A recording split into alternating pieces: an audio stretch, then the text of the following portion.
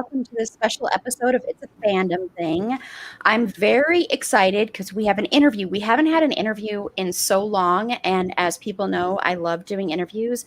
So I'm very excited to have Tara Jabbari with me today, who she also has her own podcast, which we'll put that information up here shortly. And I'm going to have her introduce herself in just a second here.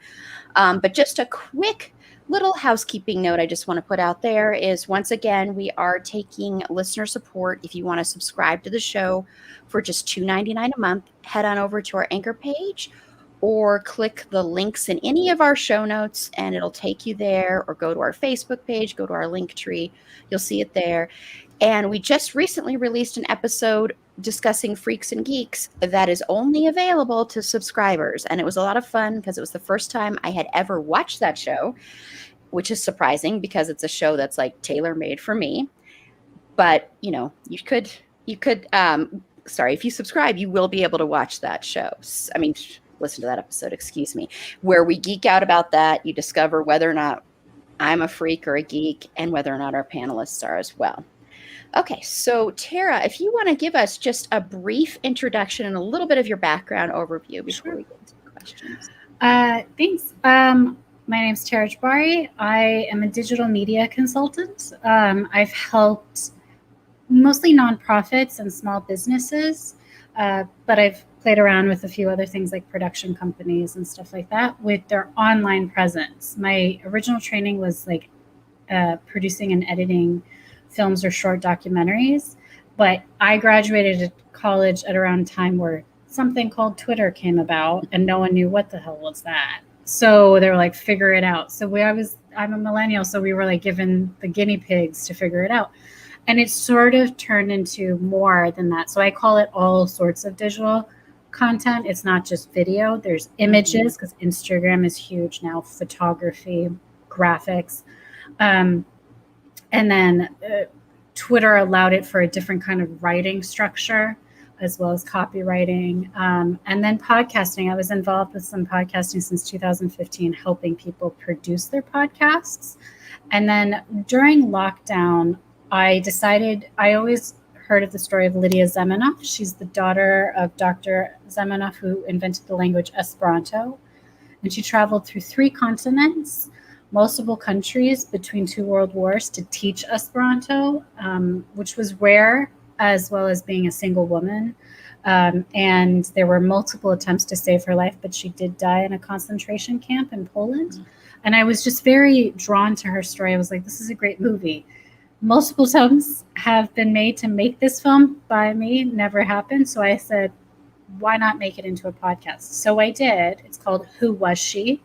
And I enjoyed that process so much that I've started working on further seasons, including one on Hazel Scott, who is the first Black American ever to have had her own television show. She was a jazz and classical pianist.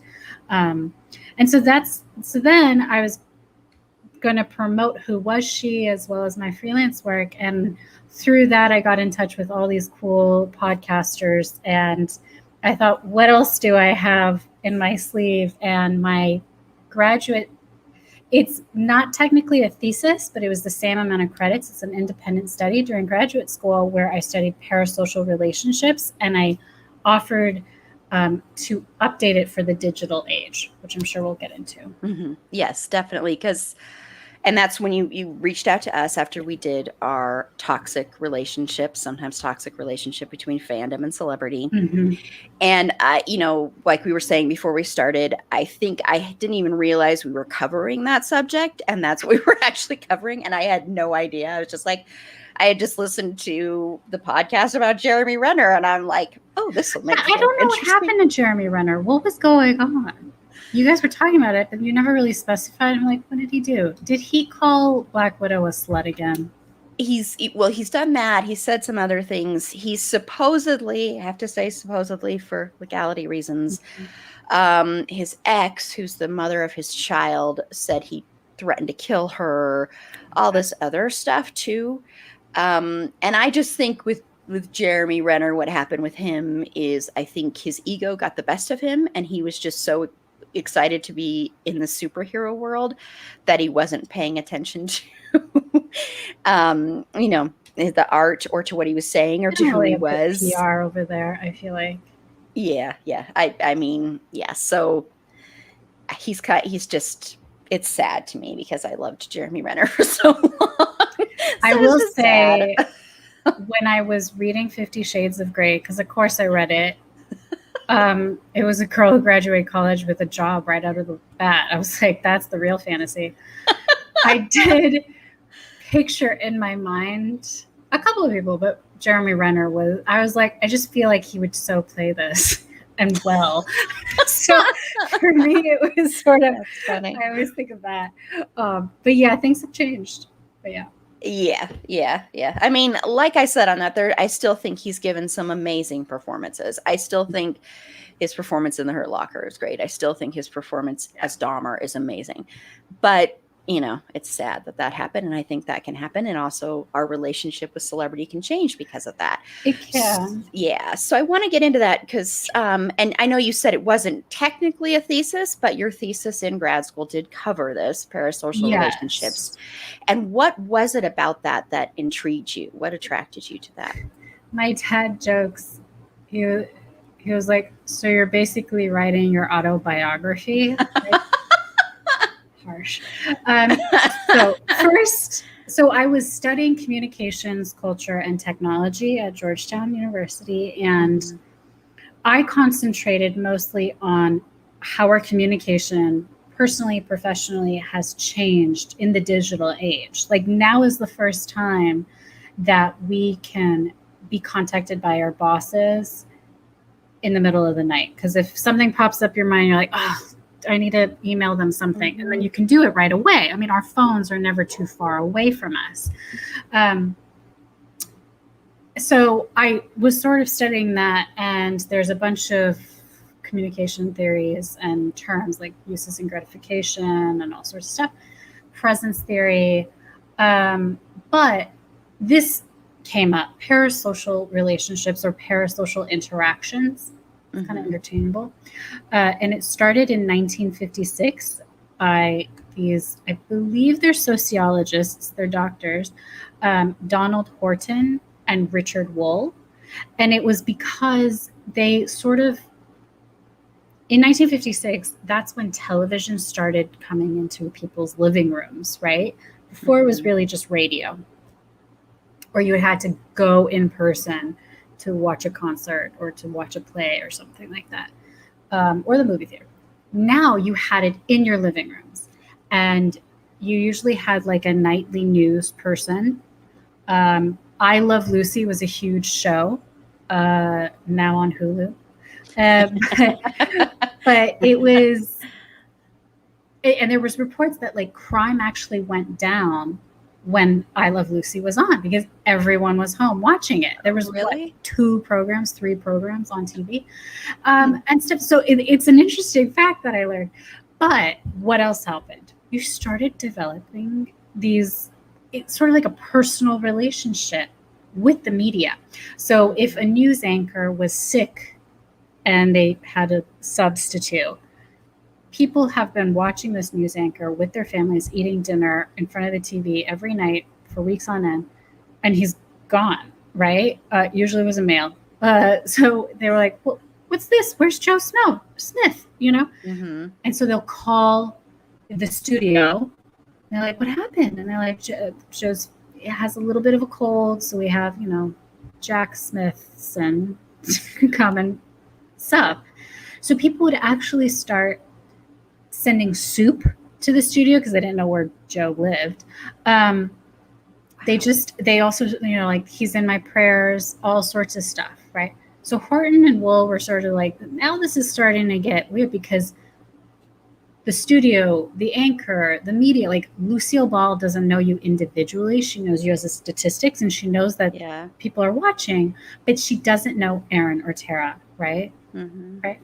So it's para, meaning one-sided, parasocial relationships. And there have been a little bit of updates, but I don't think it's really been updated since the 80s. So when I was reading it, I was like, there's no mention of, so basically they say it's no longer parasocial if you reach out to the media. because now you've made your individual self known. But here's the thing.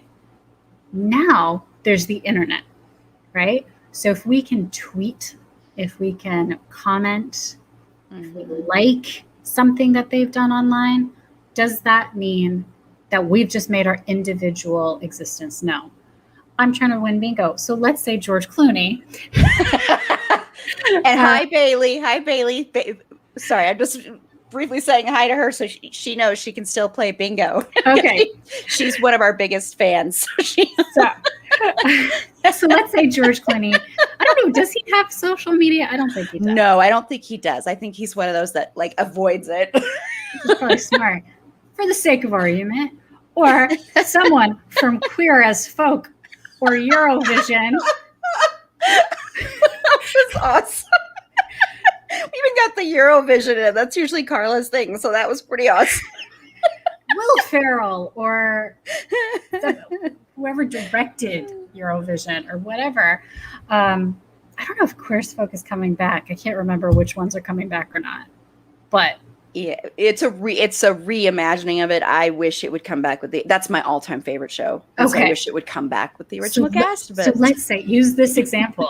I'm sure somebody from Queer as Folk, whether it's the writer, usually it's the actors, the on-screen presence that we kind of associate with them, with some of the actors, and you tweet to them and say, I wish this was not a reimagining of it. I wish it was with you guys, 10 years later, 20 years later, since the show ended. You guys were so great, right? Under Horton and Wool's definition, that would be considered no longer parasocial, because now they know Aaron watched it, loved it, wishes we were back on it. I argue it's still parasocial because out of the many different followers they might have or engagements they might have, it's still kind of like a number, sort of like how the numbers of the stats for the television, for the anchors and I Love Lucy, unless they reply, right? Who's an actor from Queer as Folk? Do they work on HBO Max, perhaps? Yes, bingo, I got it. You already got bingo? Yes. That's amazing. I'm gonna look for it. Maybe perhaps they work on something on HBO Max or Netflix or any of those different streaming services. That's pretty all amazing. The panelists are laughing. I think I'm laughing. You're laughing. Yes. That was pretty incredible. So anyway, who's somebody from Queer as Folk? Gail Harold. Gail Harold. Gail Harold. Yeah. It's his birthday today too. Happy birthday, Gail. So if you're like, girl, I loved you on Queer as Folk, I wish you would be coming on in this reimagining of it. And he liked it or said, that's really sweet, Aaron. I loved working on that show. Thank you. And then Aaron collapses and exactly. So that's where I was like, so that's no longer parasocial. Now here's the thing. If I finished at a master's, I don't think I want to necessarily get into a PhD, but I always toy around that if I ever really wanted to, I really would like to concentrate on between two elements. One is with parasocial relationships still. And one is, okay, it's no longer parasocial, but we are connecting like never before. How did we get connected? I think I tweeted at you. You did. That's how you, that was the first connection. Would you say that this is a business relationship, acquaintance, friendship? Like there's nothing really that says like something that was connected solely on the internet.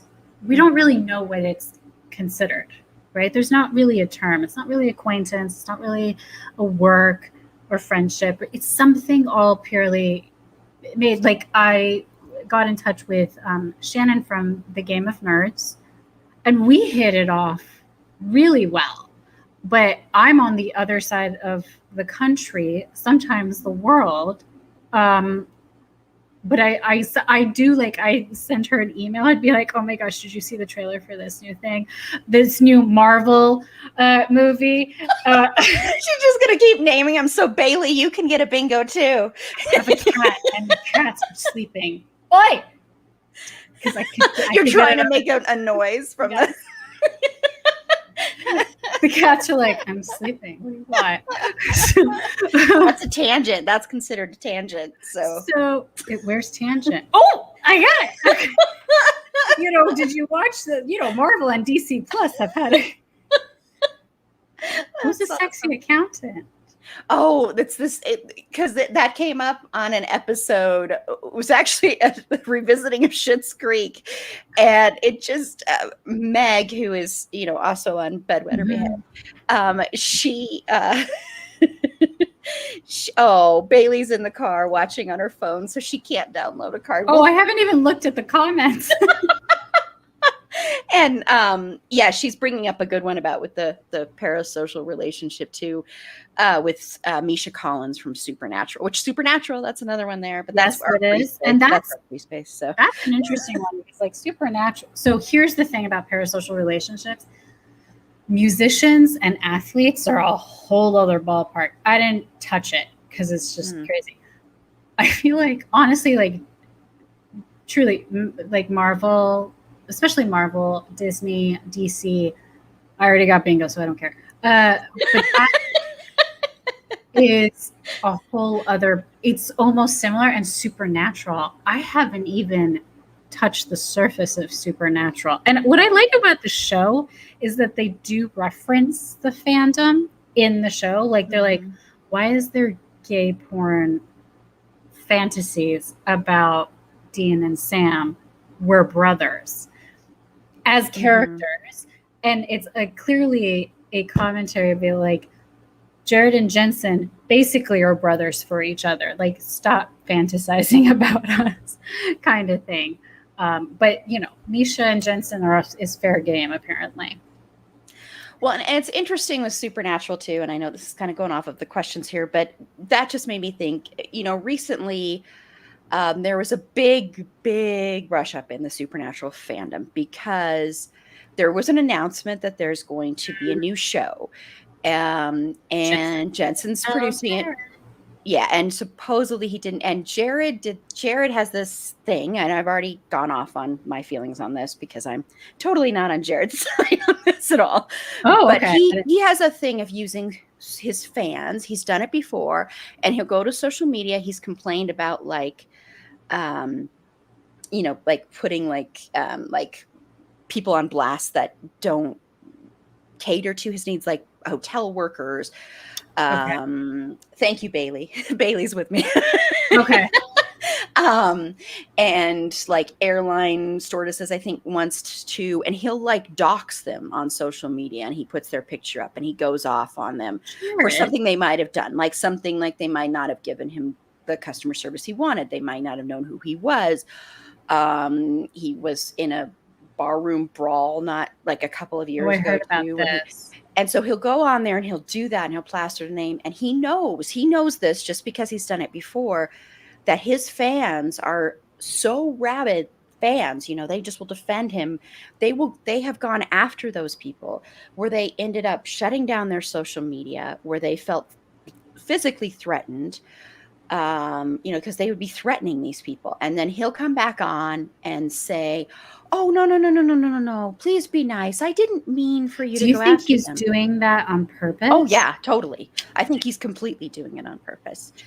So I just think that's an interesting, because I'm sure because I don't know, would you consider that part of parasocial relationships? Because or not? Yeah, because that just popped into my head when like that. Because what I was thinking, and again, it goes into the music realm, the Swifties with multiple times, but I think the last year that show from Netflix is this part of that. No, I already got Netflix. But music mentioned Ginny and Georgia, they make a comment like something like, you're a slut like Taylor Swift. I don't know. I'm not saying that. That's what the show said, something like that. And they went mental. The certain fans got really, really upset. And what's interesting about that is that they would go to the actor. Do you hear the cat? Yes, I do hear yes! There you go. Good job, Brenda. You get a treat. So I got 2 bingos. So they actually go to the actor. And the poor actor is like, I just said the line. I didn't write it. I didn't direct it. I didn't, I'm just an actor saying the words, which is often why I use the example for queer as folk, like what's an actor? Because we usually think of them on screen. Again, one of the reasons why Parasocial started in 1956 is because 2 senses were being used on a regular basis. No longer just your ears for audio, like talk radio. Now you got your visual, right? So 2 senses. And music, to be fair, is a very intimate thing, right? There are certain songs that you will listen to when you're super happy and you want to dance. There's certain songs you would listen to just cry your eyes out and stuff. So it is very intimate, but when the fans get involved, they sort of attack too much. And you also don't know the whole story. I did one for the Game of Nerds, a blog post of a good example, because Demi Lovato, and I believe they go by they pronoun. I could be mistaken, but I'm not sure. So just in case, Demi had that drug overdose. And in this YouTube documentary series that I watched, Dancing with the Devil, a friend of Demi's who was there the night that Demi had overdosed was attacked. She lost jobs. She's a dancer and a choreographer. She lost jobs. She was blamed. Like, how could you let Demi take drugs and all that stuff? Now, this documentary gave the chance about a year or so later that the friend didn't have any idea. A drug addict has a tendency to be really good at lying and stuff. And Demi is no different, as they say. Demi says it. Demi's parents say it, all sorts of stuff. So the friend had no idea. And she was this innocent bystander and a victim of the damage that Demi put on on themselves and others. Now you can hear it from their story, both sides. Demi's story of, I just wanted the drugs. This is what I was going to do. This is how I did it. No one else knew I was on drugs. And from the choreographer side, she's like, Demi was drinking sparkling water. I had no idea anything was wrong. Something was off, but I was tired. Demi said to go home or something, like you hear it from these perspectives. What would you do at that situation, right? I don't know the situation for Jared, but if a hotel manager wasn't very nice to them or somebody there, everyone has a bad day, right? So you can't always be in a good mood, right? And that's the problem with this social media. Like, you always feel like you're on call. Do you know the game, the account de moi? No, I don't. So it's French for to me, means nothing. But it's really blown up. But I've been following it for a few months, and it really blew up. And it's basically anonymous anonymous people talking about interactions with people in the media, people from Real Housewives. I don't think Supernatural came up, but like actors, singers, athletes, all that stuff. They're like, I saw Jared Padalecki and he was really sad in Subway and stuff like, all that stuff. There was one on my love, Ben Affleck, and it made me really happy to hear about it. Which I remember, it was circa 2003 when he was with Jennifer Lopez, and he's back with Jennifer Lopez. I know. And I wish he could make it work with Gardner, but he screwed that up real bad. Benjamin. But I get it. I like Lopez. I like her work ethic. I'm glad that they have their kids and all that stuff, and hopefully it'll work out until I'm around. Until you're around. Until you meet Edward Norton. I'm not picky. So anyway, but it was like this story. And why do I remember it? Because I was in love with Ben Affleck. And I'm going to get back to your question. Don't worry. I didn't forget it. But they were saying, my mom, this is an anonymous person who tells Demois, who shares it, and says, in 2003, 2004, he was really down on himself. Loner, the paparazzi were everywhere. He's in his hotel room in, I think, Boston. Mm-hmm. And my mom was a maid at the hotel, and she came to clean his room. He's like, it's fine, come in here. And they start to chat because he's from Boston, same area kind of thing. He didn't grow up with the glitz and the glam and all that stuff. So he liked having this real person, somebody from his childhood kind of neighborhood area.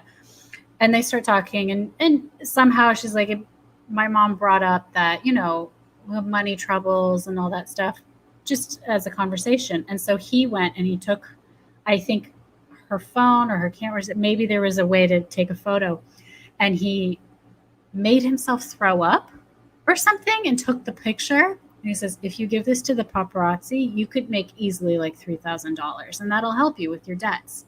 Are you serious? Yes. Do you see why I love that? Okay, that kind of changes some. Oh wow, that's interesting. Yeah. And she said, "You're very kind. I'm not going to," and she never did. But he was like, "I like you, and this is how I can help you," kind of thing. And I would say, like, some people might argue, like, why didn't he just offer to pay her that? But maybe she would. She's not going to use the paparazzi photo. She's probably going to not take his money either, right?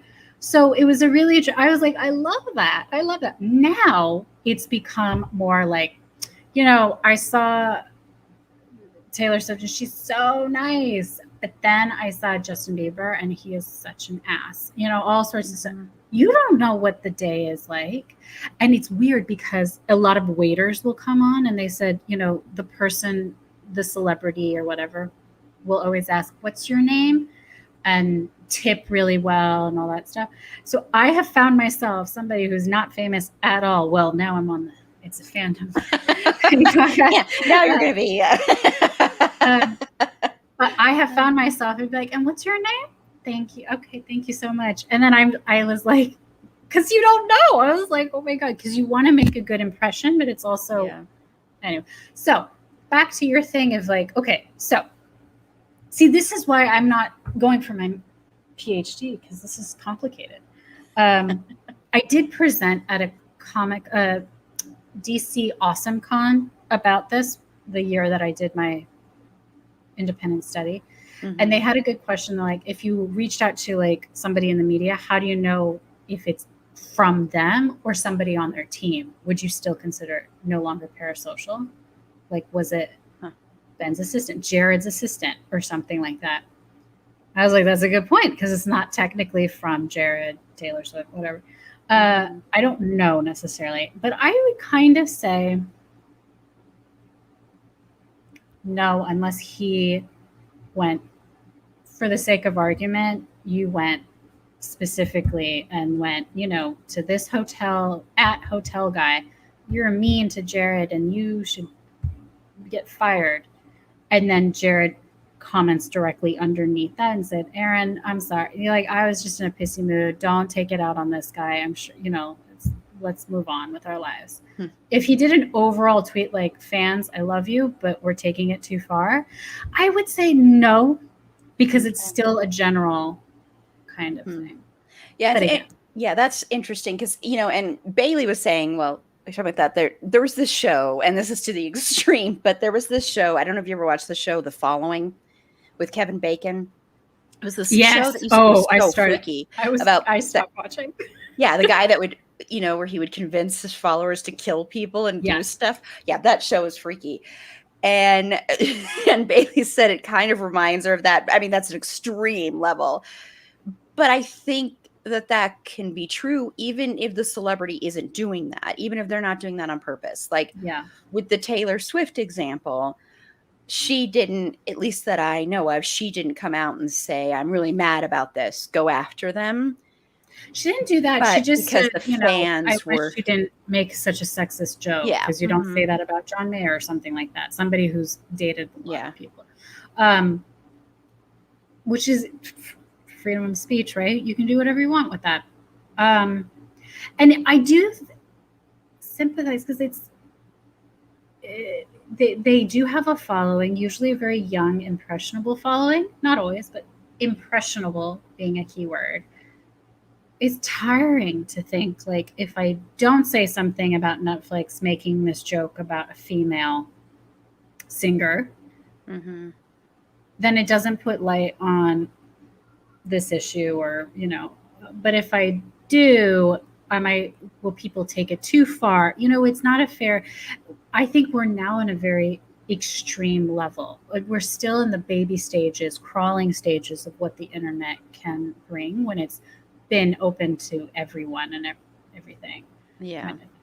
So, but relationships have been formed. What was it, like Nicki Minaj was like, if you can prove to me I will pay off your student debt that was happened a few years ago, how she can reach out to fans and then they can prove that they're going to school and she would pay their student debt.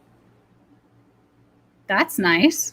But at the same time, you have these, like, sort of like an army, like, go after Netflix for being mean kind of thing. So, and the kind of control and power that you can have, like, it's exciting. I'm excited. Thanks, Bailey, for chipping in. I'm not really I'm like, thank you for letting me know that I'm guessing Demi does use they, them pronouns. Yes. And stuff like that. But it's exciting. We have this kind of interaction. What is that? And that's the other thing that I was really interested in, and I've sort of interviewed influencers or people who are not in the traditional sense of media, but I've spoken to a couple of really popular Twitter handlers, tourist photographers, bakers, because like baking is huge on social media. It's very soothing and relaxing. So I like talked to them. They have millions of followers, and I talked to them. I was like, okay, so would you say your followers are your fans? And they're like, no, but they sort of are, aren't they? And I'm like, yeah. So like, what is this? Because this is a new form. YouTubers, lifestyle, not gurus, but like, it's this new kind of realm that we're still figuring out. Like, when are you turned off, right? So when I talked to the baker recently, actually, I knew she was married. I knew the recipe to her wedding cake. I saw her wedding pictures. I didn't know her husband's last name, but I think I could have dug it up pretty fast. And she's like, right. And I'm like, is that weird to you? Because it's weird to me that I know all these details. Yeah. And she goes, no. But, and I was like, at the same time, it's sort of, we don't know everything, right? She, for instance, like, going to an extreme, she was talking about how she lived in New York City, she moved to Seattle to be closer to her family, because in her post, she's like, we're moving, so you're going to see a new kitchen and all that stuff, and we'd like to start our own family in the near future, right? Now, I don't know her well enough to be like, hey, how's that going? How, Yeah. like, it's way out of base. But do you get responses like that?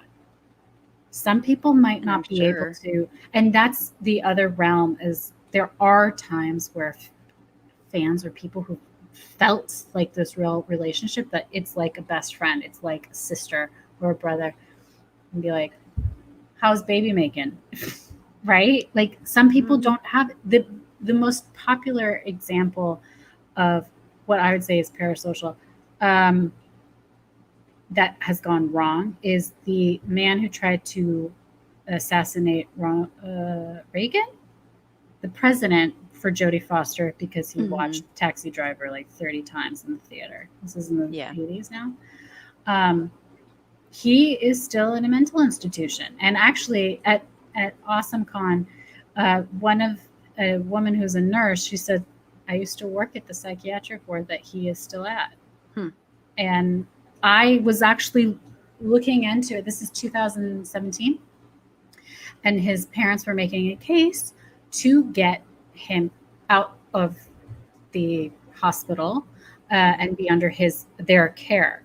And the hospital and the judge denied it because they said, "Well, you're older than your son, so when you die, who's going to take care of him again? He's needing constant care." That's true. Jody never talks about it. Mm-hmm. She never needs to. She never met the guy. He says he did it for her, but she's not a child prostitute, right? She was at Yale at the time, right? And like, if this happened now, I feel like there would be a lot of pressure for Jody to address it. Mm-hmm. But it's been long enough that there's other all these stalkers, the Kardashians have stalkers, particularly Kendall Jenner, and that's been of discussion on the show, how they will find their homes and like break in and stuff like that. So that's the extreme. And that's where I was like, I don't know if I need to get a psychology degree too, because that's a little bit too much out of my realm. But I am interested in these relationships that we can form. Like, if I tweet to Ben Affleck, "I wanted to marry you," and that's still around. Might not be Jennifer Lopez, but I think Gardner. Wink, wink, yeah. No. Bling ring, yes. That's where like they broke into, and that's the other thing about social media. Now you knew this was even before social media, but now you know where a person is. One thing that I talk to a lot of influencers, particularly female influencers, they're like, now every time I go somewhere and I need to promote it, unless it's like a convention or something, but they go to a restaurant, if they go shopping, they promote it at the end of the day or the next day, because they have had people show up, or there have been reports of more burglaries because people will just know if the family's not home. So that is something that's grown because of social media. Yeah, because the bling ring was weren't they? Because I know there was a movie made out of that, but wasn't it where they broke into somebody's house? I can't remember the exact They would break details into like Paris Hilton's house and that's Rachel right. Wilson's That's right. house. Mm-hmm. And it starred Emma Watson. And Emma Watson's a pretty interesting study of, we watched her grow up. I'm around the same age as Emma Watson. And I remember, so there was a talk of, she went to Brown University. The bling ring, she's a little bit sexualized, licking her lips and all that stuff. But she had said, like, after she graduated from Brown University, they're like, "What are you going to do?" She's like, "Get drunk," something like that, right? Mm-hmm. And a couple of family friends who are older, baby boomers, if you will, and they're like, "I wish she didn't say that, because alcoholism, like alcohol abuse, it shouldn't be a reward. It's like that." I was like, the woman graduated from Brown University. They also don't drink. I don't drink, but I was like, in safe conditions, you do what you want. But there was that discussion of like, this poor woman can't win anything. Like, you cannot please everyone, right? So I don't know how that came up. Anyway, any other questions? Well, because we were talking about bling ring, and she was in that, and well, I think that's what the problem is with social media. Sometimes is we feel, especially now that you have more access to celebrities, because I think before I would hear people that were on TV said they were treated differently than people were in movies, because people on TV shows were in their living rooms every night. Whereas film, it was a little bit different. It's a big giant screen, and it was more of an effort to get to there too. Yeah, so there was more of an intimate relationship there, at least from the viewer's standpoint. But now with social media, it can be anybody, and you can have these interactions with them.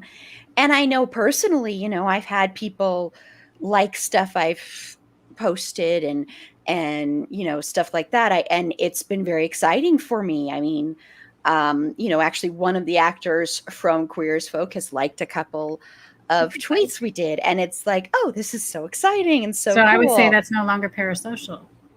Oh, that's okay. But it's not anything else, is it? No, but I would never be like, I'm friends with that person now. Yeah. We're like this. But there's a couple, like Kevin Smith is one of my favorite filmmakers and introduced me to my husband. Well, that's not a lie. That's a lie. Actually, I watched Pearl Harbor and I thought he was really cute. It's not a very good movie, is it? But you're 12.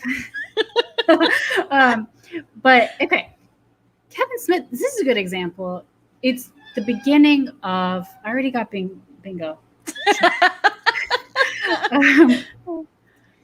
He was one of the first to really use the internet. And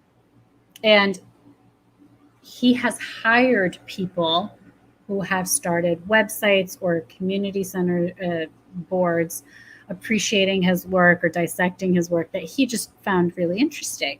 That has happened. That is all because of the internet, basically, that connected the media to the fan and formed a professional relationship that turned into a friendship. I think one of them ended up working or being on Kevin's Comic Book Men show.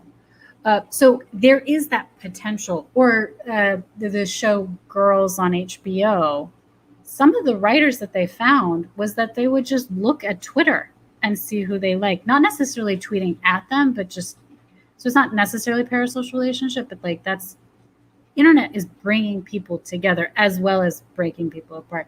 There is that potential. Like, what if the Queer as Folk people were like this Erin lady, she keeps tweeting at me. What else is she? And then they might have found your podcast. They might have asked to be on your podcast. You like the potential and the possibilities are endless, but it's very, Come on the podcast.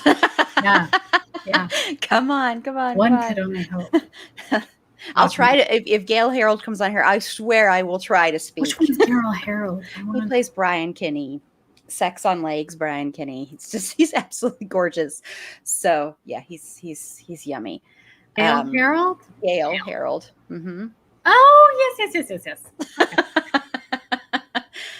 But yeah, it's an interesting phenomenon because it kind of takes away kind of the mythology sometimes too, where it's like, okay, these are these mythical creatures, these quote unquote celebrities. Yeah. And now they're in my world and I can say I know them, but we don't know them at all. And, sometimes they're not even the ones handling their social media. So it could be somebody else who's posting for them, who's doing all that stuff. Yeah. And it's just, it's just really interesting one that gets, I mean, again, like Marvel fans can get real into it. But one that was interesting was Sebastian Stan, who is Winter Soldier, and many other things. Very talented. He had an assistant who during comic book conventions and stuff like that, like fans would give her gifts as well as him gifts when they would go do that. And then somehow they found her tweets or something like that. And she had said Islamophobic tweets or comments. And it was really upsetting for people. I don't know the full details. I can't recall. But eventually Sebastian fired her and apologized. He didn't know. And now they are going after his current girlfriend, who's an actress, who was on a show I watched. And she dressed up as a geisha for fun, I guess, and people say that's cultural misappropriation. Cultural appropriation. Is it which it is? Yes, which it is. It is. Is it appropriation or misappropriation? What's appropriation? Well, they usually say it's like appropriating the culture for your own use. Okay, so cultural appropriation, and it's sort of, you're like, it is. Should you not do it ever, or should you just not put it on? I remember my friend who is of European descent was Cleopatra for Halloween one year, and they're like, that's cultural appropriation. And like, she's like, Cleopatra was from Macedonia, which is Europe.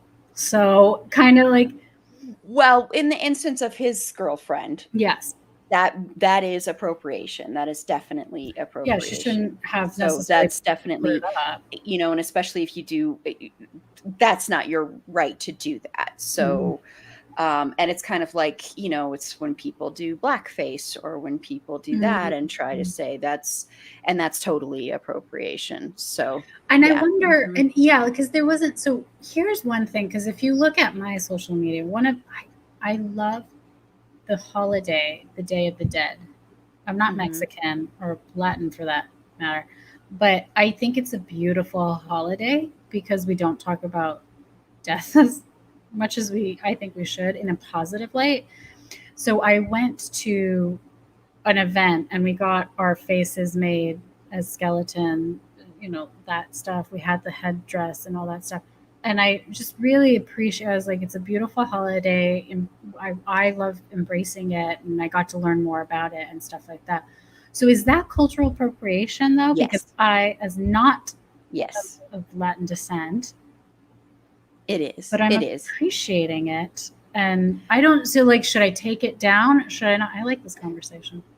Um, I know from what I've heard, and Mhm. please correct me, viewers, if I am wrong here, please correct me. And hi, bedwetter behead.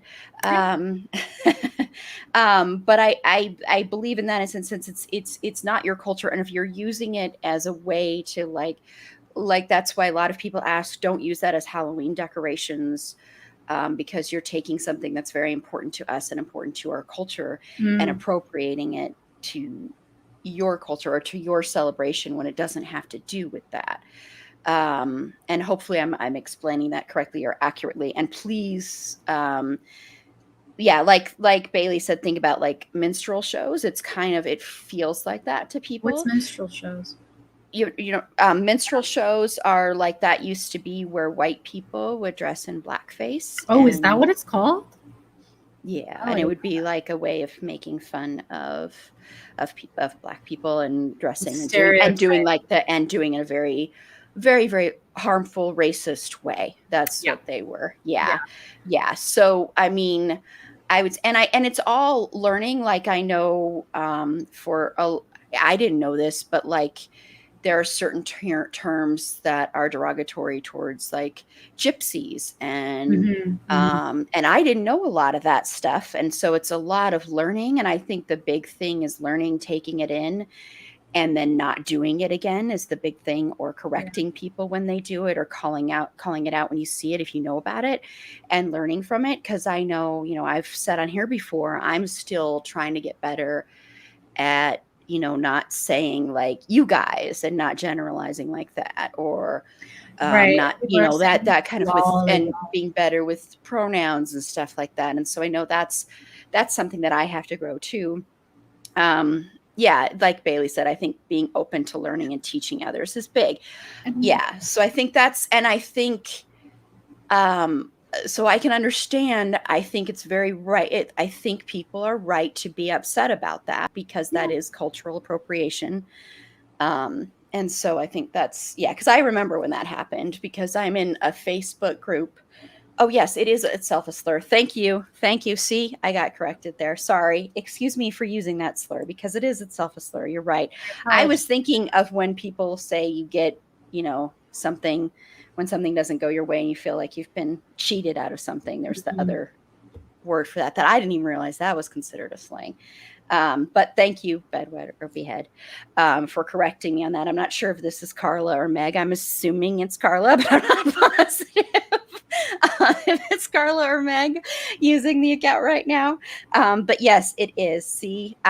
There's just so many different things that Yeah. even I'm learning. As long as you're open to learning and changing, I think And I think that's the that's big the big thing. thing is empathy.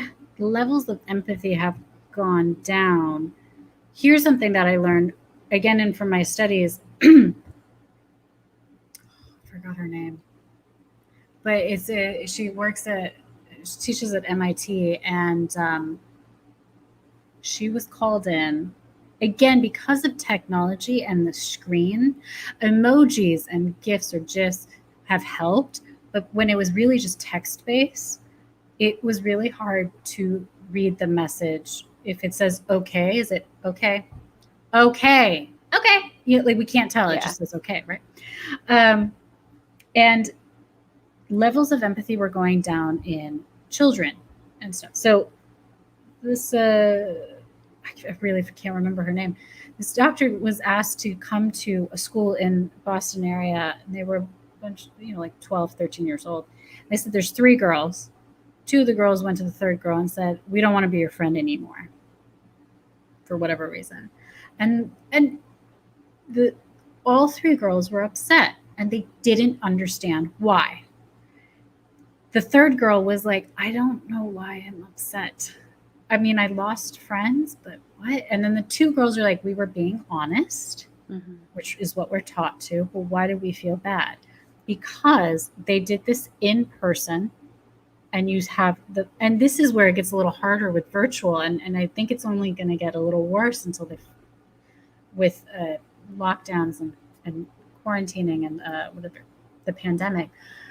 You can't really do eye-to-eye contact. You can sort of see a person's body image or positioning, body language, and that gives you a lot more, or the tone of their voice. We've lost that when it's mostly all text-based, and the kids are really texting each other, or it was like instant messaging. Remember AOL? I was a kid when AOL came out, and we had like 5 different screen names. Why? I don't know.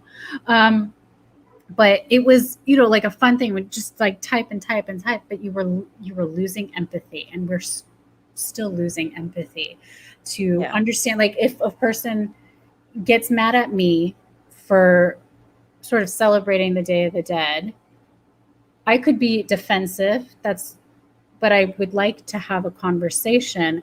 That's kind of what my training, like, do you think I should take it down? Let's have this conversation. People are not really willing to do that. They'd say,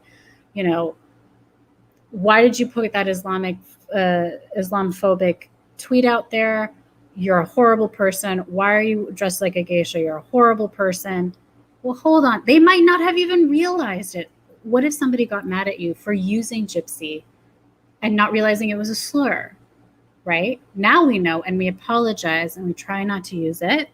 But at the time, we didn't know. Anyone could have just been like tweeting like Aaron's a bitch, and all that stuff, right? And all that. So that's the other level of social media and internet and text-based that has taken away our impulse control.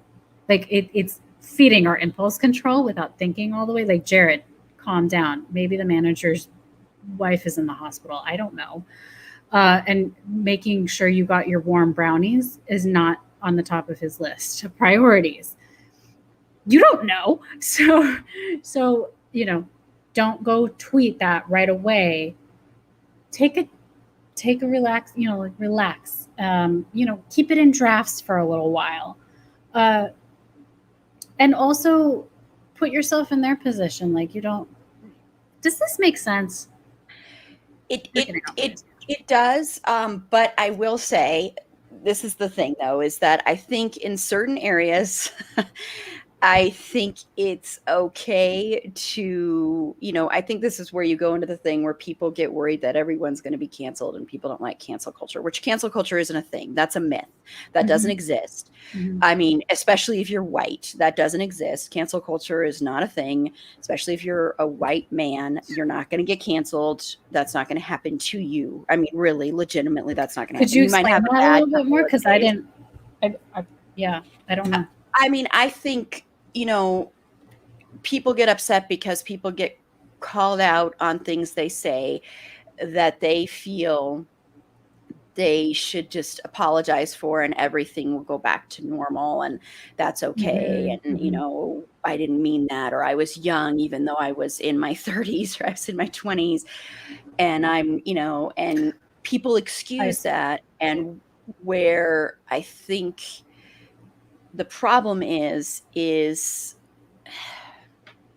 there's no consequences. There's just saying something, but there's no consequences for your action. That's what it really is it's called consequences. So if you lose your job because you did something racist, that's consequences of your racist actions. If you get called out for the fact that you are appropriating another culture, that's consequences for appropriating it. You know, if I get called out for saying what I said earlier, which was totally wrong and I shouldn't have said it, but I, you know, and I know I'm still learning, but still I should have known that. That's consequences for me saying that.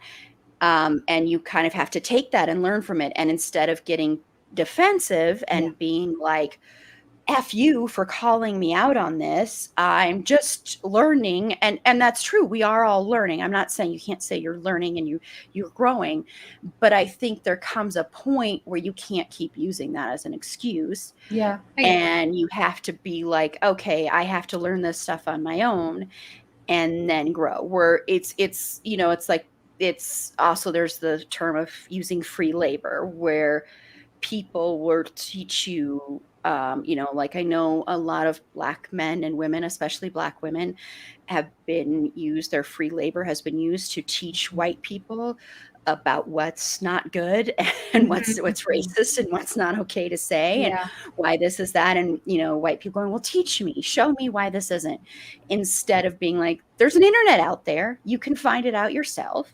You can learn yourself, or you can teach each other. Fellow white people can teach each other. And so there is that term of free labor where it's like, we've already given you so much free labor. We're not going to keep giving you free labor. So I think that's the thing, is that I think sometimes we just kind of like to excuse stuff, especially in celebrities. We like to excuse stuff because we say they're a celebrity and we love this celebrity. And so we're just going to excuse what they say because they're a celebrity. And that's what happened with the Jared situation. Was Jared is a rich, white, straight male, and he's not going to be hurt by this in the long run. He actually gets love, adulation, which is what he wants. He wants the attention. I mean, the only reason I say this is because he's done this time and time again. This is a pattern with him. He uses this because he wants this attention and he wants this love, and he wants all the attention on himself. And it's like, people feel bad for him and sorry for him. And I'm like, I don't really, because you're using that privilege that you have as a white male. And you know that he knows what happens because this has happened before. He knows what the consequences are. He's not stupid. Right. So yeah. So I think that's where I'm going with that. Like Bailey said, culture is a myth because it's no longer, it's calling you out. And people never get canceled anyway. That's the thing. And I mean, I really don't think they do. I mean, you even look at people like Kevin Spacey. Kevin Spacey is still being able to make movies. You look at people like Joss Whedon, and you look at people that, like, I guarantee, I mean, I will be really shocked if in a few years, like, you know, there, I mean, yes, you've got Harvey Weinstein is now being quote unquote punished, but at the same time, it took years and decades. So it's not like, I don't know. And now people kind of look at him like he's this fragile old man. Oh, yeah. So, yeah. So, like, I mean, and like Bailey said, the onus should not be on the oppressed to teach their oppressors to not oppress anymore. I remember what I was going to say. The problem with cancel culture, if there is such a thing, is we're not learning. We're just doing. Like, okay, I'm sorry. Exactly. Do you know why you're sorry? Do you know why it's bad? And that's where we need to have open dialogue to learn. We'll get into another tangent, but should I share this part? It has nothing to do with media. But it's a good example of not really learning from your mistakes. It's a friend of mine. She's Black. And I say Black because she knows she's not just African American and she prefers Black. She's Black. She's a lawyer, and Tulsa, Oklahoma has been doing a thing where, like, if you can work remotely, you can live in Tulsa for $10,000. Oh, I've heard about that. Right? She qualified, and she went and she came to visit her because I'm in New York City right now, and she came to visit to look at her apartment that she's for lease or for sublet.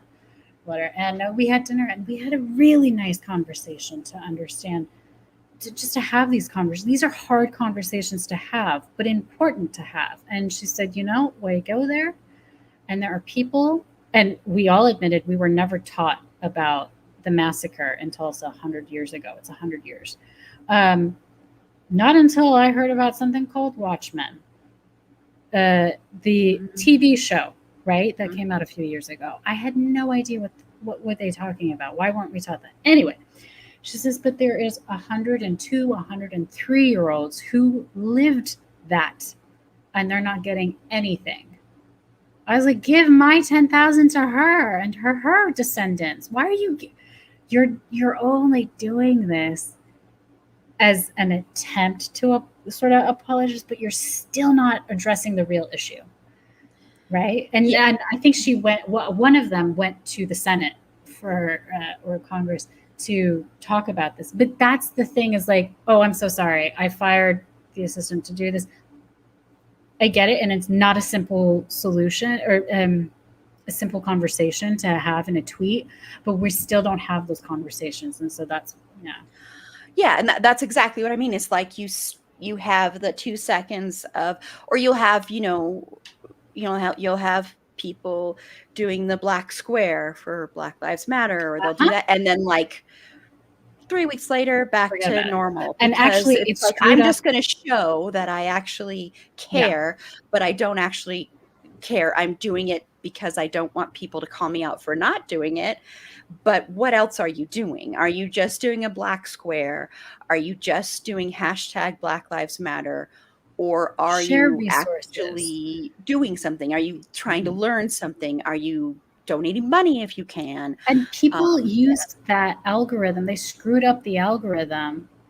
Ku Klux Klan used the black square because they knew that that's how they're going to get views. It wasn't a perfect system. And there's a whole other issue about the internet, and there's no corporate regulations or government regulations on how we use the internet. There was another instance. I think it's the black and white photo of women who were tagged. It started in Turkey, and no one knew where it began. There was like a rumor that men started. Do you know about this one? This happened last year. So it's a portrait of you as a female in black and white. That's all you had to put in. Then they kind of moved. New York Times did a thing. First of all, here's the other thing about feeling left out. No one ever tagged me, right? So I was like, okay. But one of the things is I teach social media etiquette for teens. That's how I kind of figured out how to pay bills when quarantine happened, like lockdown happened, and no one wanted a freelancer.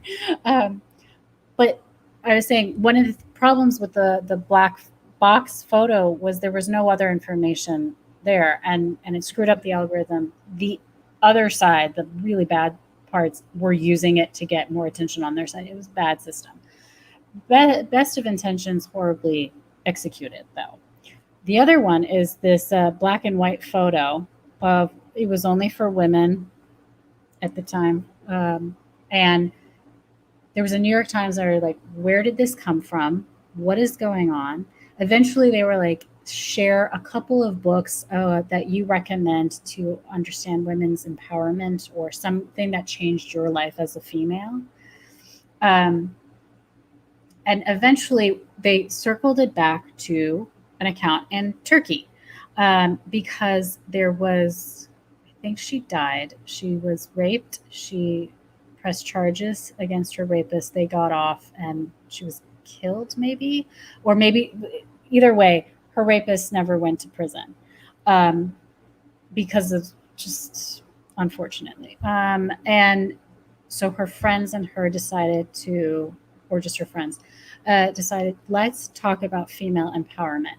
Let's take a photo of ourselves in black and white and show ourselves, right? That was their way of getting their voices back. Then it spread. I mean, I got friends in New Zealand and Germany and everywhere. They were all doing it. All you saw was a black and white photo of your friend, and it was all women. And eventually, they're like, okay, so then what's the point? Like, we didn't know where it was coming from. So then they said, okay, so share a book or some resources, right? If it was for Black Lives Matter, talk about where there might be petitions or places that you can donate money to, or, needed more information than that. Mm-hmm. Just a photo. Then there's the other element of not feeling included. I would teach this to the kids. I was like, I'm a woman. I don't get tagged. What about transgendered women? Do they not get included? Like you try and be as inclusive as you can, but it's not always going to be perfect. And recognizing that. And I was like, but then are you feeling the pressure to just tag whoever? Or you're like, oh crap, I got tagged like 20 times. I guess I have to take a photo of myself. And one of the reasons why they thought it was a man who started it was because the black and white portrait mode can look very beautiful. I mean, look at that was what we had for the bombshells of the 1940s, Mm-hmm. Rita Hayworth and all that stuff. So it was sort of like, it's like basically pleasing to the eye. But what was the point of it? And there was this discussion. I don't know how we got into this. I'm sorry. I go on tangents. No, it because we were talking about just when you're saying something you're not actually doing any kind of action. It's thoughtless words. And I think that's yes, and I think that's the problem with social media is we just kind of say whatever. And also, like you said, it is very hard to read intent of some things. And I'm talking about like when you say like, okay, you say okay in a tweet, you say okay in a text. Sometimes you can think like someone's blowing you off or they're annoyed with you or they're pissed off at you when they're saying okay, because you can't read the facial expressions. You can't hear their voice. You don't know what's going on. Same thing with email. I think it kind of started with email where it's like, you send a short email and you're like, wait, are they pissed at me or are they happy with what I did? And then like me, I'm an overthinker. So I will be like, oh my gosh, they're so angry at me. They're so mad at me, or I shouldn't have said this, or I'm so dumb for doing that, or what they're really saying is they hate me, or they never want to talk to me again.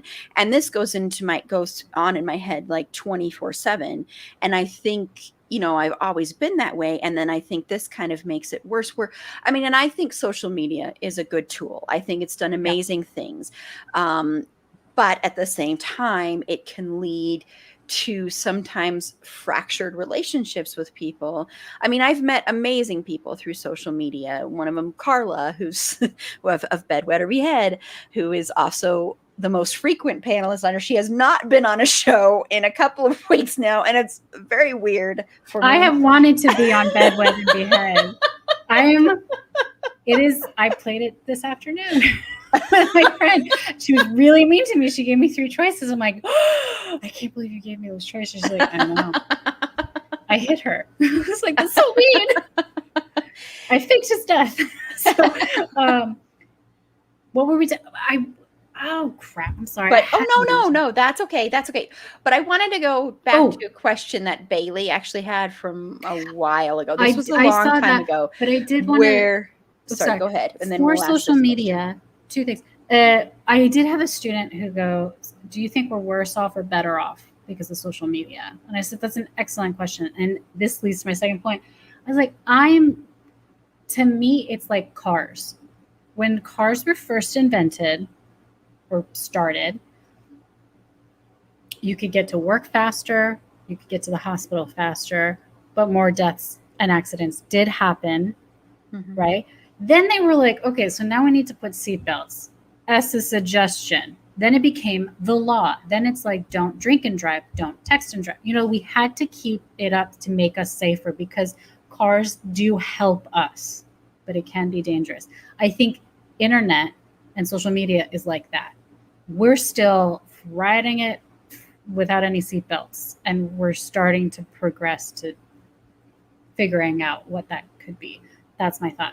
Yeah, I saw some questions we never really got into. Yeah, this one from Bailey, and I'm just going to put it up here just so you can kind of...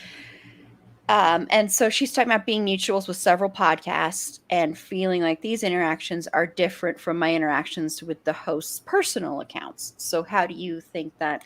So let me understand. So I think what she's saying is like if she is like interacting with, say she's interacting with my personal Twitter account, because we've had interactions on my personal Twitter account, Bailey and I. We've actually had like a private messages before. And then like she private messages me through the It's a Fandom Thing account. Yes. She thinks those interactions are kind of different. Do you think that's parasocial, or how do you think that's different? That is a good example.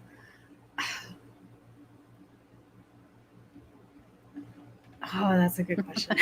It's a hard one. It hasn't been updated because of things like if you went to Queer as Folk Twitter account versus the writers or the actors individually.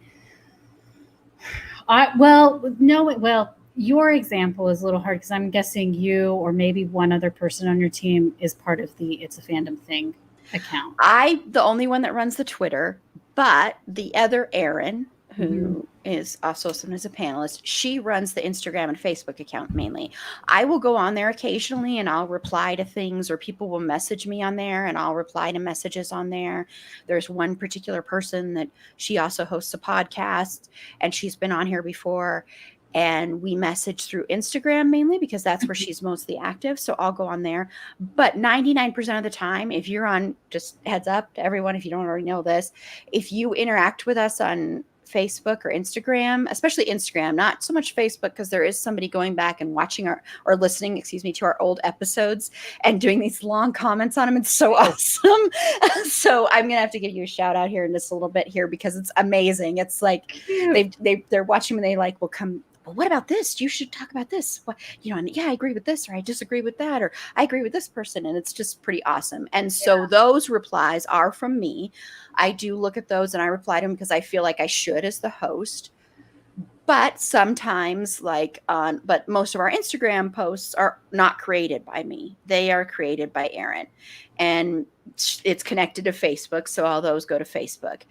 And I had her do that because Instagram confuses me to no end. I don't understand Instagram, and our Instagram was not doing as well. And so I had her take over. She volunteered to take over.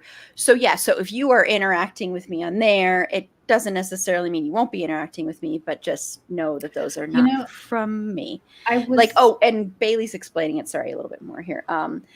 Like when my Twitter replies to Bailey's tweets, live tweets, it's different than when I am talking to Erin, to myself, because the audience follows Fandom Thing. Oh, but Erin's is personal to personal. I still say it's parasocial. But not technically not, because she's replying. It's a Fandom Thing is replying. But this is why. I was just thinking about this. When I talked to the baker, I don't want to necessarily say their names just in case, but she has her own personal account. Yeah. How did I reach out to her? Through her business account. We do not follow each other on her personal account. I don't know her personal account. She's made it private. She kind of changed it when she became a full-time content creator, influencer, baker, all that stuff.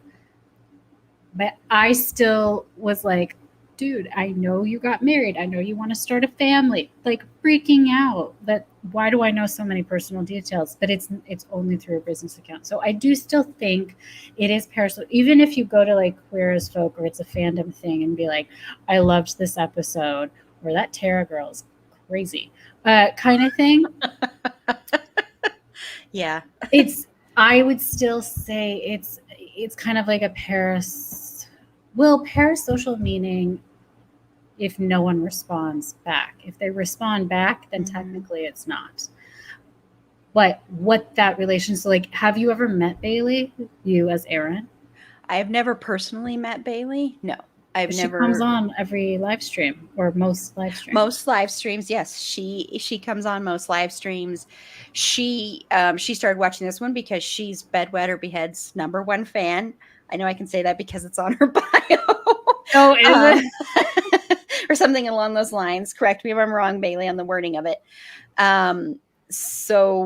And she does these live tweets, like she's just saying, she live tweeted an episode of Sort of Brilliant pod yesterday. Okay.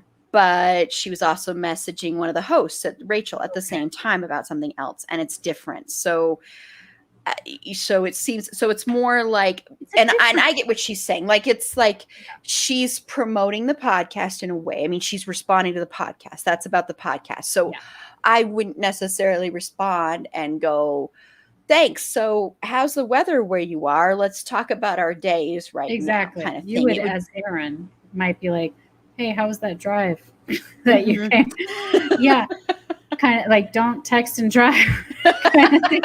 But it's a fandom thing, is like, thanks, Bailey, for participating. You know, we loved having you.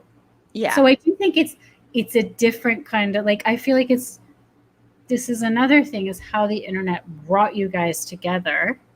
Mm-hmm.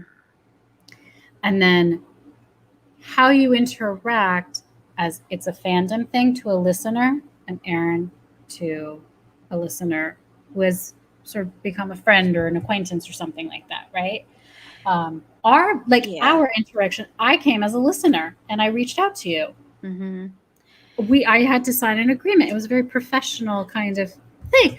So so I still think it's kind of that realm of where the internet has brought people together, but it's still kind of weird to kind of understand it. Like, would you be invited to their wedding or their baby shower? Probably not. If it's virtual, maybe. Kind of thing, because you bonded over something. Yeah, whereas that's why, like, I mean, people could find me. I've had a lot of weird men recently try and friend me on Facebook a lot. Like, that has increased since I started this. Yeah. And I have not friended any of these people back because I don't know who they are. And that to me is even though Facebook has issues in and of itself, that's more personal in the fact that I share a lot more personal stuff on there than even in my Twitter, because my Twitter is public. But like, you know, Carla, I've known Carla for like 7 years now. We've only met physically once. But I feel Carla is one of my dearest and closest friends. And I share very personal stuff with Carla, and I trust Carla a lot. Carla's opinion means the world to me. I consider her to be one of the best people I know. And, you know, it's a Carla drought. Hashtag it's a Carla drought. This podcast, it's been, I mean, she basically is almost my co-host, and she hasn't been on in forever. So it's, so for me, interacting with her is totally different. Like, even interacting with my fandom thing account and her bed, wet, or behead account, like when we interact together, I even think of that as more personal than like when I interact with some other podcasts that maybe I don't talk to as much. Like recently, I've been reaching out to a lot of podcasts because we're doing an upcoming horror trivia event. So I've been reaching out to podcasts to try and get them on as guests. And I'm available. And for some, I listened to the Bed Wed Behead, and I was like, "What the frick?" Episode, which is Michael Myers, Freddy Krueger, and what was the other? Jason Voorhees. I was like, "Oh, this is bizarre." Turn up the volume. So it was like, I was telling my friend, and actually, I don't know if you guys would ever want to do this. My friend's like, "Oh my God, they did real serial killers." I'm like, no, fictional.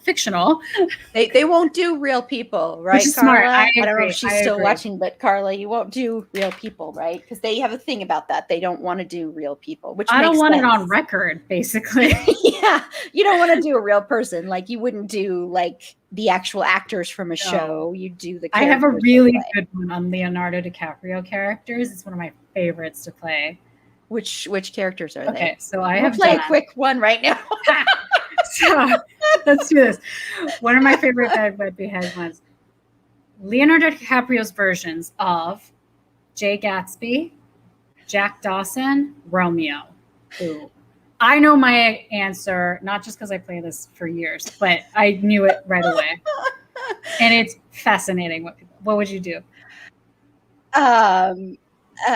Love you, Carla. Oh my gosh. I would, I would probably, even though I hate the story of Romeo and Juliet, I don't necessarily hate it because of Romeo, even though that is disturbing. But I would And Romeo is kind of, isn't he underage in the play? So I feel kind of weird. Wait, it's his version. I think he's 18 when he made the Okay, film. we'll pretend he's not. Everyone is of legal age. Okay, because I'm like, I'm not gonna. So I would wed Jack. Yes. Yes, I would behead Gatsby. Just because Really? that I actually have not seen his version of that, so I guess I should say that up front. I think it's just because so many GIFs or things I've seen from it bug me. So I just kind of, even though I've used some of them, so I'm just kind of, and then I guess that would, or maybe, no, you know what, because it makes me uncomfortable, I'm going to go ahead and behead Romeo, and then I'd sleep with, I'd bed Gatsby. So that's your choices too then.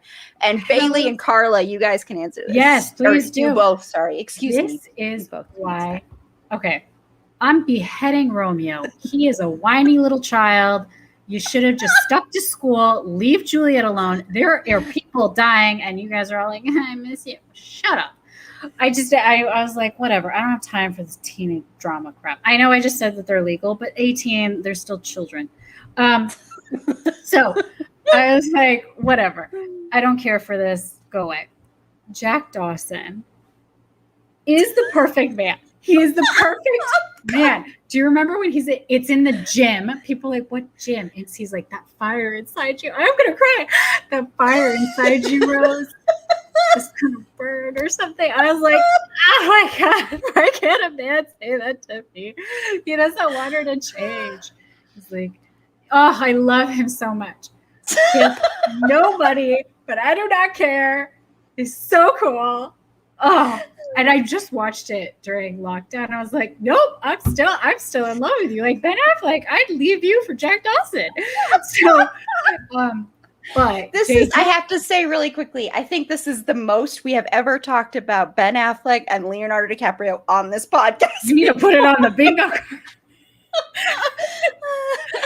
Sorry, George. But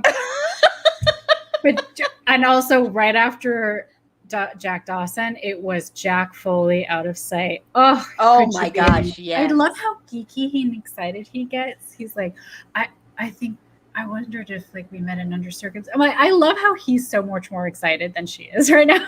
He's like geeking out. Anyway, but Jay Gatsby, beautiful house. I would not mind to spend an evening there. His sweaters are so nice. I mean, he looks so good in Jay Gatsby as Jay Gatsby. I'd be like, keep everything on. Let's do this. Right. And my friend was like, but you're not Daisy. Is it Daisy in Great Gatsby that he's in love with? Mm-hmm. And I was like, I don't care. He's not Jack. Let's have some fun at least and wear some really pretty sweaters. The sweaters. He has such nice sweaters. There's a part where he throws sweaters in the movie. I'm like, that better not be dirty floor. Kind of thing. Which also the Scream series, they always ruin really nice sweaters. Have you ever noticed that? Anyway, I'm going it's hilarious. We're covering Scream later this year. Okay, so Bailey said, so they were kind of responding to this. Okay. So Bailey said the same as me, but also thinks that Jack is young, and we only saw a small part of who he is, and yet Jay is so devoted and has an excellent estate. Mm. So same, but flip Jack and Jay. So you'd marry Jay. Fair. And then Carla said Gatsby is an automatic behead because she damn. Okay. It's honestly a triple guillotine because Jack Dawson should have fought for the goddamn door. If you look at the film, he does try to get on the door, and then he's like, forget it. Here, I do blame him. He told her not to fall asleep, and then he falls asleep. You didn't even listen to your own advice, dude. That's true. So, because everyone's like, I had a feeling. I was like, Carla's going to behead them all. It's one of my favorite, because people are like, I can't believe you're going to kill Romeo. And I'm like, what? He's a whiny little child. I just don't like the story of Romeo and Juliet. I think it's very disgusting. That's just personally me. I'm not a fan of that story. And it's funny because that movie's like trending right now, the one that he was in. He's in it? Oh, I don't know that. Anyway, yeah, the Romeo and Juliet. I love this game so much. Aaron, we should do it. Well, we're kind of stealing your thunder here, bedwetter behead. So, Carla, I apologize. Okay. So, I want to do another one really quickly because you love Ben Affleck so much. Oh, don't do this to me. Is it his characters? Oh, yes, I'm not going to have you do Ben Affleck. I'm so scared. I was like, do not go there. Which, I don't know. I don't want to steal the thunder from Don't Die. Wait, I just want to read this really quickly. Don't die for me, Jack. I'm a woman in the 1910s and I'm never getting over you. So now I'm basically not marriageable. But she did get married. She did get married. And my friend was like, do you think maybe she was pregnant with Jack's baby? I'm like, no, dude. If he did inseminate her, it got frozen in that water. She moved on. Good for her. Okay, so you'd want him to paint you as one of his French girls. Not necessarily, but you do what you need to do, sweetie. So these are the Ben Affleck ones, and I apologize, Ben Webbehead. I know we're kind of stealing your thunder here for a minute. I'm available anytime. I love this guy. But okay, so Nick Dunn from Gone Girl. Love Gillian Flynn. And let's see. Sorry, I'm just trying to make. She's from Chicago. I flip out every time I visit home.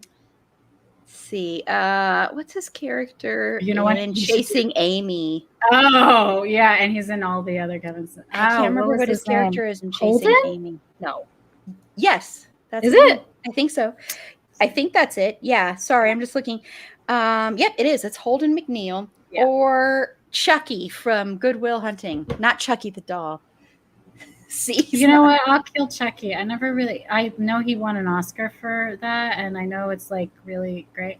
Well, he won for the screenplay. He didn't win. He ran for the screenplay, and they did a great job and all that stuff. I don't. He's very dirty as Chucky. I was like, get it, shower a couple times, babe. Okay. Dirty. Yeah, it's no. I'm spoiled. I don't need to live in those conditions as a married woman or as a mistress. I'd be like, nah, I'm good. I'm good. He can die. What was the other one? Holden? Holden. That's from Chasing Amy. Well, have you seen Jay and Silent Bob's latest film? Because they have an update on Chasing Amy. Actually haven't, no. So. Do you want me to tell you? No. It's a spoiler. Okay. So Okay, so here's the thing. Is it present day Holden or is it in the movie? In the movie, 98, Yes. Okay. I don't want to deal with those insecurities. I will screw him then. But I'd be like, don't call me. Okay. You're going to marry Nick Dunn, huh? I will because I have read the book. I have too. It's a great book. It's a great book. It's a great book. Read that book. And she cray. And I'm an only child. And I was like, please do not represent us anymore. Okay. You're scary. You're psycho. He's not a perfect man. I love his sister. Oh my God. Yes. I would so marry him just to have Margot as my sister-in-law. I know. I gave you kind of difficult choices there because honestly, none of those characters are necessarily the greatest characters. That's okay. I still had fun with these characters. Yeah, I'm so like, Margot, he cheated again. But don't worry, I'm not going to set him up for murder. You want to get brunch? So that would be me. I'm marrying him just for Margot. I loved her. And then when they said they were making the movie, I'm like, who the hell is playing Margot? And I love Carrie Coon. And I was like, this is awesome. They look nothing alike, but I love it. So she's so cool. And I guess Bailey saw Gone Girl on 3 different occasions in the theater with 3 different men. I wonder if it's for dates and they paid for it. Are those all dates then, Bailey? It's a good movie. Because that's an interesting. I thought it was really good. I think the book is. And it's interesting because then people are like, why is Tyler Perry, in the book, it's a husband and wife legal team. So it's just always interesting to me that Gillian decided to make it a male lawyer, not the female wife lawyer. I thought that would have been interesting because I was like, no, I don't think he's a horrible person because he had a very strong sister, he had a crazy wife. She is okay. People don't get at me. So because it's not in the movie, it's in the book what she does to her childhood friend, and I'm like, stop! No, I don't like you as an only child. I'm like, we suffer enough. But and then the female lawyer, the wife, was really funny in the book too. Anyway, we got into a tangent. Well, Carla's beheading all of them again. I knew she would do I that. do a Brad Pitt one too. We should do a George. Brad Pitt one is a pretty good one. We're just turning this into a bedwed behead. Sorry, it was fun. I'm the one who started it, so no, you started it with the Leo thing, I think. But probably. No, that was a lot of knowing fun. Me, it's my fault. No, I do want to do some. I am going to go on there. We're not going to do this one now because I am going to at some point. I am holding Carla to this, and Meg. We are going to do a Christian effing Bale one. Since Christian Bale is like the mascot of our podcast. Is he? So, yes, he has become the mascot. He's not problematic to you? Well, he's got some issues, but, well, come on. Ben Affleck has some problems. I know. I'm fine with it. But some people like, I cannot believe. I'm like, you know what broke my heart is Louis C.K. I used to use his comic stuff all the time because he is so good at observing stuff, technology use and just all sorts of stuff. And I'm like, why? Now I can't use any of it. It like broke my heart. Ugh. And I miss him. There's a lot of people that yeah. Mm-hmm. But yeah. Yeah, there's a lot of. Who's present? Are you talking about Christian effing Bale? Because Carla does an impression of Christian Bale. Oh, okay, got it. So that's might be what she's talking about, but that was fun. Yeah, you guys should do a Christian Bale. You should do a Batman version of I don't know all the different Batmans of Bedwed. If we're putting that out for you, Carla, do Batman. I have played it so many times. I have 5 categories. They're arguing over Jack and the door. Tried to climb on it and it wasn't working. Yes, thank you, Bailey. Also, he didn't listen to his and also like wait for a little while, try again. I get it. But he should have tried too. Like, I get it. My husband's not perfect, okay? But I thought Ben Affleck was your husband. Oh no, Jack Dawson. Get with the program, man. So, okay. And then sometime on Bedwed Behead, we'll have to do George Clooney, of course. Behead. But I have played this so many times. There's a best friend category. Oh, really? Where it's always going to be platonic, even if you're attracted to them. Okay. And then the 5th one, which is you leave them alone. Like they continue to exist like you don't exist. I've played it so many times. We've added these 540. Well, that's probably what I would do with those Ben Affleck characters that I gave. I would honestly probably marry the Chucky character. Really? Oh, yeah, because I think of all the characters, he's the only one that's kind of, I don't know. I think Nick Dunn, while he didn't, spoilers for the whole movie, spoilers Get over it, everybody. He's a great but even though he didn't, do that, he still was pretty messed up. But I would bed Nick Dunn though, because I think Holden is homophobic or is biphobic. So honestly, that's a good point. Yeah. So I wouldn't want to have anything to do with him, so he could be beheaded. But I wouldn't want to marry Nick because I don't know, it would make me nervous and paranoid all the time. And I think Chucky is the most grounded, down to earth of all of them. He's a hard worker, that's for sure. And he wants his friend to live to his potential. He's dirty. And he smokes too much. Wait, do they all smoke? Yes, they do. I mean, in real life too. So I used to smoke. I smoked for years. So we are doing a Christian Bale one. I'm assuming that's what Carla's saying. Yep. Okay. And Jensen is Bailey's boyfriend. What? I don't know what the world that's about, but okay. There must be something we missed in the conversation there. Was there any other questions? Were there questions that everybody was pretty much fighting about Jack? And this is why I love the game. Yeah, see, we've turned this into a promotion for Bedwetter Behead podcast. And again, I am free anytime. It's a Saturday night. Just putting that out there. Yeah, I think that was pretty much. I don't think we've missed any other questions. If there are any other questions for anybody else, I'm just throwing that out there because we covered a lot of what I already had on my questions. We ended up covering it a lot, so I just want to kind of wrap up with just seeing if there are any other questions from Bailey or Carla or anything. Oh, we're in relationships. What does that mean? I don't. With fans? Are you talking about? Because they might be a couple seconds behind us, actually. Okay. But if those extra categories, they'd be on for. Tara is married to Ben or whatever. Laugh out. Okay, yes. And Jensen is your boyfriend. I get it now. So you're joking that Jensen's your boyfriend. Is that my boyfriend? No, or Bailey. Bailey's boyfriend. Is that what? I don't know. So confused. I feel like we missed something. Okay.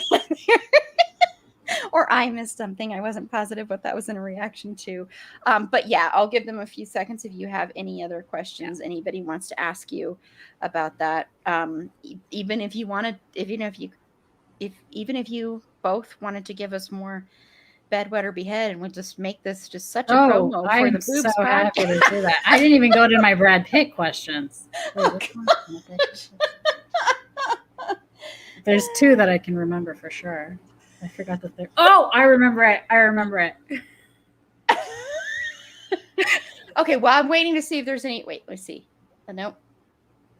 Oh, my friend teases he's my boyfriend. Okay. Okay, you know what's funny, Bailey, with that is because I met Jensen Ackles at a convention, and a supernatural convention, and got a photograph. It was like 2 seconds, so it wasn't that exciting, but it was a very natural looking photograph, and it used to be my screensaver on my phone. And I remember when someone looked at me, is that your boyfriend? And I'm like, well, that's very flattering that you would think that's my boyfriend, but no, that's not my boyfriend. That's the actor Jensen. That actually happened to me, which was, so there's an actor named Rupert Penry Jones. He's a British actor, and he was on the show Spooks or MI5. Mm-hmm. Loved him. He's in a bunch of other stuff. I went to London. I saw him in a play, and I went to the stage door, and I got a photograph with him. He was very nice. And I posted it on Facebook at the time. This is pre-Instagram. Fast forward a few. Oh, and I made this like funny thing. Remember when Facebook was like your relationship status, and there was it's complicated. Do they not have that anymore? I don't think so, but I put that up there as a joke. I wasn't seeing anyone. I just was like, relationships. Try to do that now. Relationships, it's complicated, right? And my friend, we went to go visit some relatives, and my aunt had the TV on BBC, like the news or something on, and she's like, so I saw that you had a photo with a gentleman, and I was like 21. And Rupert Penry Jones is like easily at least 14 years older than me. It has to be more than 16 because he's older than Ben Affleck, and Ben Affleck is 16 years older than me. Okay, so was Mark Anthony and Cleopatra. When I'm editing this, I'm going to count the number of times Ben Affleck was. So she started talking about this, and my mom's there not paying attention. And she's like, so I saw that photo. And basically, I realized she thought I was in a relationship with Rupert Penry Jones. Now, mind you, the TV is right there. And they had a commercial for Spooks. And I'm like, yeah, he's really cute, isn't he? And, I'm trying to she's like, yeah, that. So how did you guys meet? I'm like, in London and all that stuff. And she's like, and to my mom, she's like, you approve of this man? She's like, what? I'm like, Rupert Penry Jones. She's like, oh, I love him. Right? That was my mom's response. And she's like, really? She's like, yeah, she really likes him, his kids. She's like, he has kids? Because he does. And it went on. And I'm like, oh my God, he's an actor. I saw him at a stage door. He's right on the television. I am so flattered you think I could get Henry Jones. But I was one of my favorite. I didn't even mean to do this as a prank, but it was a really, and I love my mom's, which is like, who? Oh, I love him. Thinking we're just talking about Rupert Henry Jones. Anyway. That's hilarious though. Yeah, I mean, that's what was my reaction was, I'm very flattered that you think that I could get Jensen Ackles. Thank you so much. Did you ever watch, this is one thing that I've been meaning to do for the Game of Nerds as a blog post about parasocial relationships and how it's not, but it's like everyone's sort of wet dream. The show Starstruck. It's a British show. It finally came here in HBO Max. And it's a woman who's actually from New Zealand who lives in London, and she has a drunken night and has a one-night stand with a handsome gentleman. She wakes up at his place and she realizes he is the biggest movie star in the world right now, right? It would be like you woke up and you just had a one-night stand with Ben Affleck. I was going to say somebody else, but I was like Chris Evans or something. No. I don't want to say Chris. Christian Bale. He's married. Okay. Something. I know what you're saying, though. You get Chris the point. Pine. I wake up. Pine. Yes, Chris Pine. Chris Pine. You wake up and you're like, oh my God. Because she's at his place and he has like his movie posters and like meetings and stuff. And so the next of the show goes to everyone is flipping out. They're like, you had sex with, whatever his name is. And he really likes her and they have a connection. But he also is like, they're like, you can never date a normal person. What are you, crazy? And so he has this is why there's all this PR nonsense. That's probably not nonsense. They probably are all PR setups. But to keep that kind of bubble and all that kind of parasocialness to it. At the same time, they do have a connection, but then everyone else is kind of weirded out. Like every time he comes over for whatever reason. Because he wanted to do a Kiwi accent and he asks her for his help or her for her help with his accent because he's British, she's Kiwi, she can help. And the roommate's like, oh my God, it's you. Which she she like can't handle it. She's like, oh my God, are you guys gonna have sex in your bedroom? She's like, no, I'm helping him with his accent. So you kind of see like, what if you got to be with Jensen Ackles or something like that, provided he's divorced, all that stuff. Let's keep it kosher. And so, but then that it's like the realism of it, and it takes that kind of romance kind of out of it, or it's something like Notting Hill. Notting Hill is a great example. He starts dating the biggest star in the world, and they can't have a normal. Yeah, they can't really get to know each other. Like either. She said, she's just a girl standing in front of a boy. or polyamory. Yeah, it could be a polyamorous relationship. Or it could be a polyamorous. Thank you very much. I forgot about that. Yeah. So what's his wife's name? Danielle. I don't remember. Danelle Ackles. She might be Danielle Ackles for it. I don't know. What always bothered me is what's Jared's wife's name? Genevieve Cortez. Yes. That is such a great name, and then she changed it professionally to Genevieve Padalecki. Why? It was sounding like. I was like, do you know how many people would have been like, oh, I wish I could be a Genevieve Cortez, and you. I don't know. I was very disappointed. That's very true. My other side. That's funny.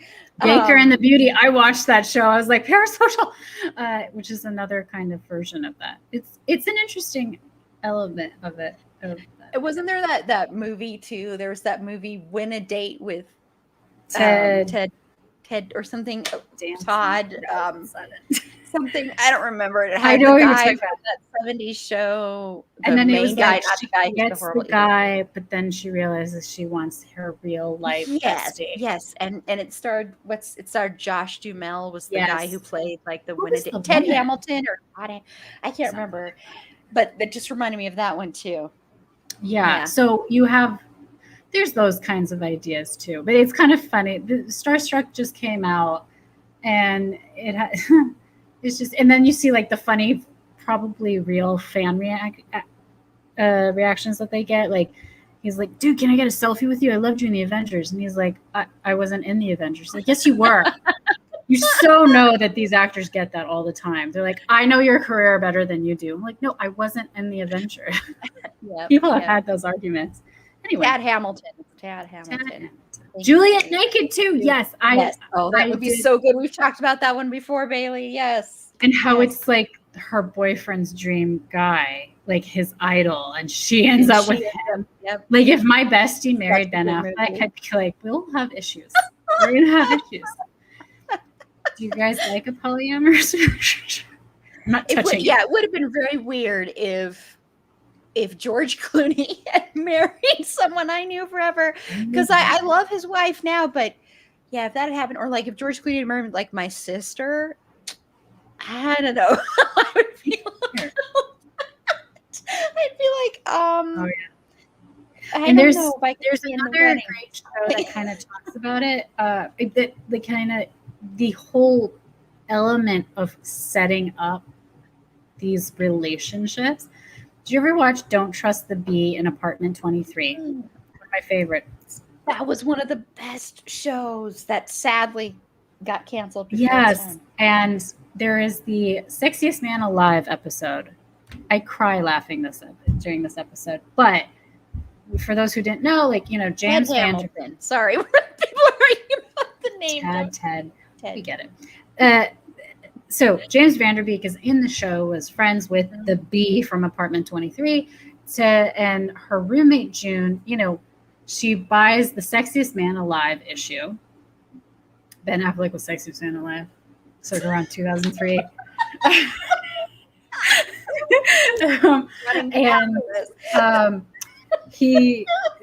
So she's like, why are you falling for this?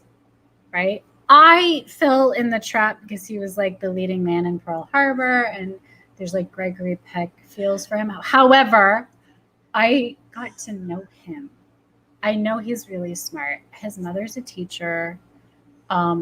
Casey's awesome. He would have loved me as a sister-in-law. Casey is not awesome. No, I'm sorry. Casey is not. Casey is a disgusting predator. I'm sorry. I'm not going to be okay. I'm going to have to cut that off. I'm sorry, but no. Okay. No. Here's the thing about to cut it off, but it is interesting. I remember when that case came out and I was heartbroken, and here's the other thing that really annoyed me is like no one paid attention until he got nominated for the Oscar. I remember that case. Now they can't really talk about it because of the terms of the thing, but also who is their role model in the film industry? Harvey Weinstein. They were, Ben no excuse though. Men and what's his face? Casey, used to drop their pants and moon people and stuff. They didn't. I think that they unfortunately don't know where that line goes, and it was hard. And also, who's to say that they didn't change?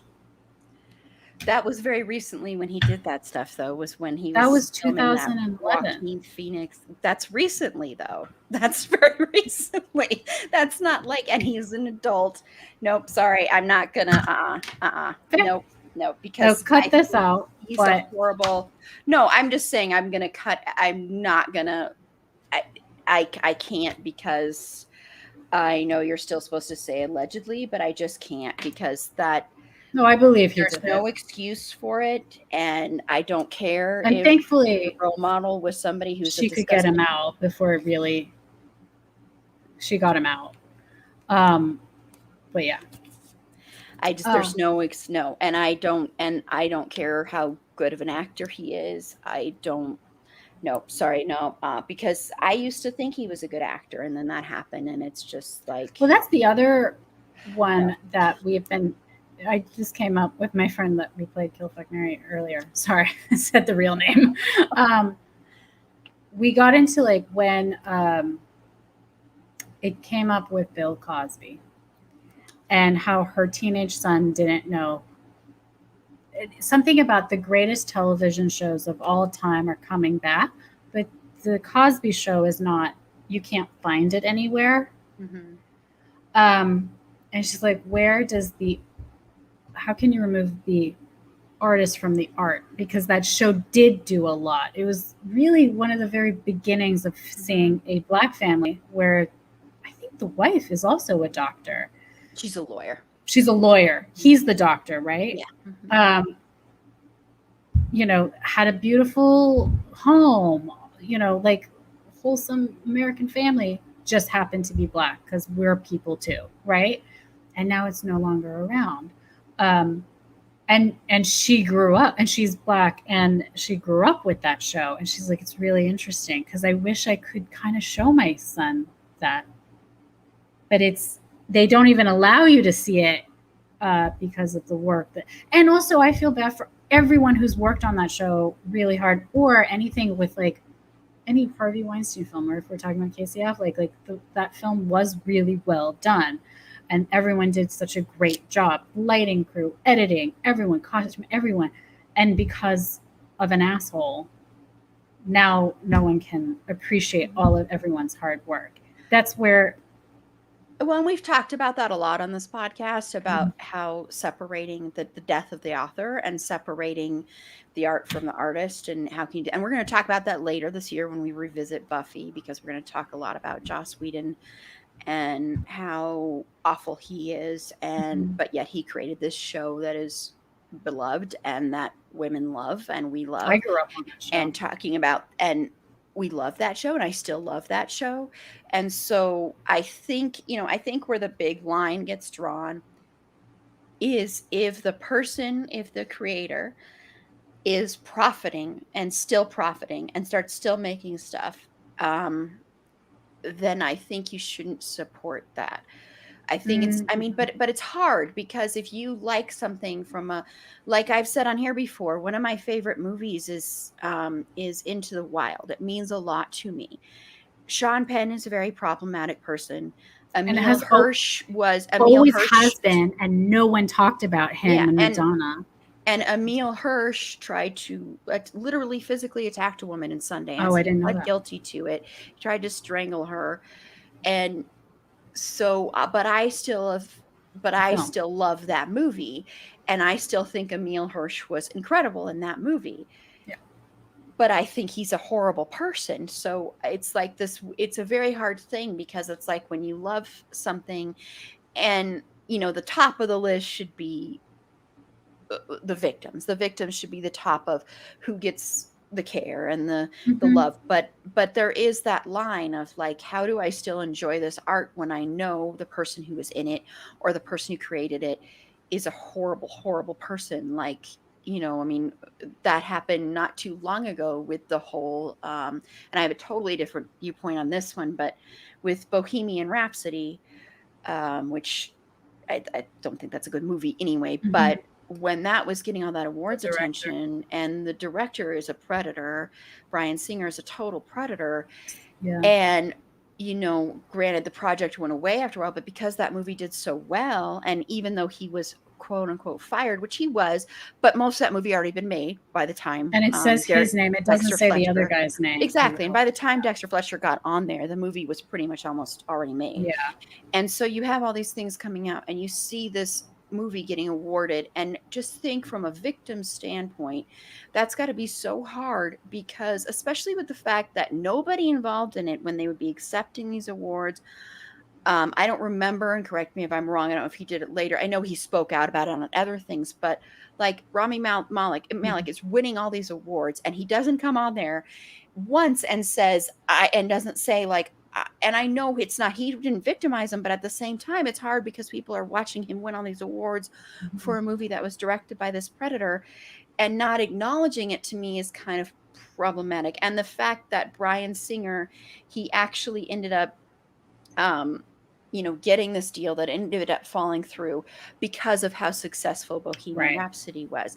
And that's where the problem lies, is that, so here's the thing that I always bring up, to not necessarily play devil's advocate, but this is where it's like, there's really hard to have a black and white answer. If it happened to a doctor, like if you needed the doctor or surgeon, and you find out that the surgeon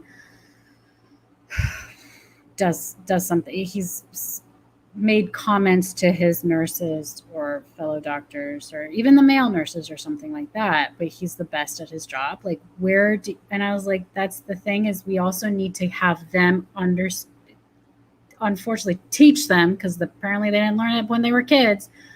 Hey, treat everyone with respect, but you are the one who can fix this. That's where I'm like, there's no immediate solution in my eyes necessarily.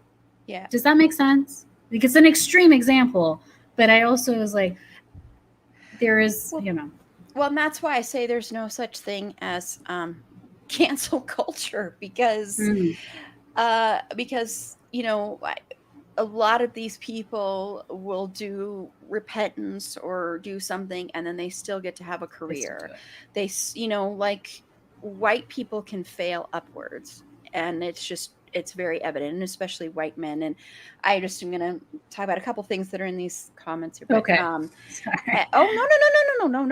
no, I wasn't. Bailey just says, as someone who has experienced abuse in the workplace, I appreciate your support, Erin. You're welcome. Taking that position shows support for the people who have experienced it without the press and remained silent. Well, you're welcome. I've been very open about the fact that I experienced my own Me Too thing on a film set, on a movie. My lifelong dream was to be an actress, and for years that, and writing and screen, but acting was one of my number one things.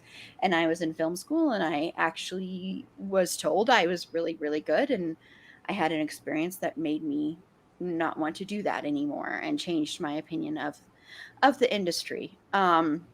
So I understand, and that's why I try to approach it. Yeah, and that made me approach things a lot differently. That made me look at things differently, from a different lens. Like, I had never understood that feeling of not wanting to be seen, of people not wanting to see you as attractive or not wanting to see you physically.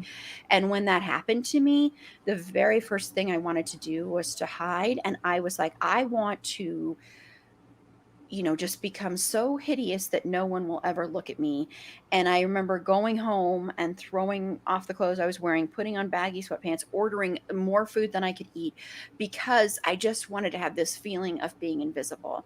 And so I try to think of that, because, and I'm not saying I'm perfect at it, because there's stuff that I still watch, but it's just like, with the whole thing with Bohemian Rhapsody, I still feel guilt that I saw that movie. Because of the fact that is after the fact of that coming out. Like, now, if Harvey Weinstein was to make a movie now, because he's produced some movies that are some of my favorite movies, and if he was to come out now, though, and start making movies, if I were to go watch those, to me that would be bad and wrong. But watching the movies he produced before I knew all the stuff, before it was out there, it doesn't feel as bad, because he's not making them now, if that makes sense. And then that makes sense, because I was thinking, going back to social media and how it could be used as a tool, you could also, for instance, Bohemian Rhapsody, be like, I went to go see it and I really appreciate Rami's portrayal, everyone's portrayal, like giving credit to everyone but Bryan Singer, so that it's kind of in a public tune that you're like, by the way, I don't like Bryan Singer. I think he needs serious help, and no one give him money until he gets in prison. He needs to be in prison for the rest of his life. Yes. So all that's like, that's another way, because my feeling was like, so many people worked so hard, and it's so hard to make a film, that it's also taking away the I guess attention or the recognition for everyone else's, who is a good person, that did. I mean, I liked the movie. I liked how they did the set and all that stuff. And that wasn't just Bryan Singer. That was a lot of other people. Or Harvey Weinstein is the money. So what, that's why I love Kevin Smith. You can't find Dogma anywhere, because Harvey Weinstein has it. He owns that. And he's like, I think he's kept it so that he can keep alliances for himself, but I will not fall for that crap. He deserves to be in prison. He shall be. And I'm sorry you guys can't watch Dogma. I think you can buy the DVD. I have the DVD, but you can't stream it anywhere, because Harvey Weinstein won't sell it. And that's just one of his many, many great films that he owns. But okay, so we're getting into it.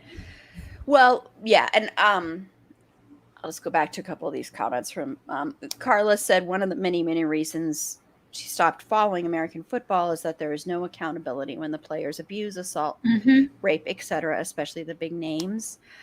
And then also she talks about absolutely cancel culture is a myth. A calling out has such little long-lasting effect, especially when you're a white, able-bodied cis man. You just end up in a penalty box for a bit, which is exactly true. Which is And why that's why you're saying cancel culture is a myth, because of there is no repercussion. There's no cancel culture. Because I didn't understand that. Yeah, yeah. People aren't actually canceled.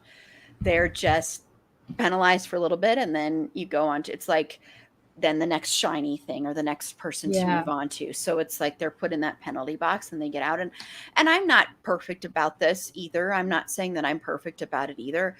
I just am trying to do better. And I think the big thing with the Bohemian Rhapsody thing, and I know I heard a lot of people say that, well, all these other people worked on it. The thing is, I'm sorry, but you're just going to have to deal with it that, you know, because you worked with this person and it was already known at that time. People were already talking about this. This wasn't like an unknown thing. Then I'm sorry, but that's the punishment for that. You're not going to get awarded for it. And I mean, and honestly, frankly, in my opinion, horribly made film anyway. And it's so bright, it's kind of almost homophobic. It's afraid of showing who he really was and all this stuff.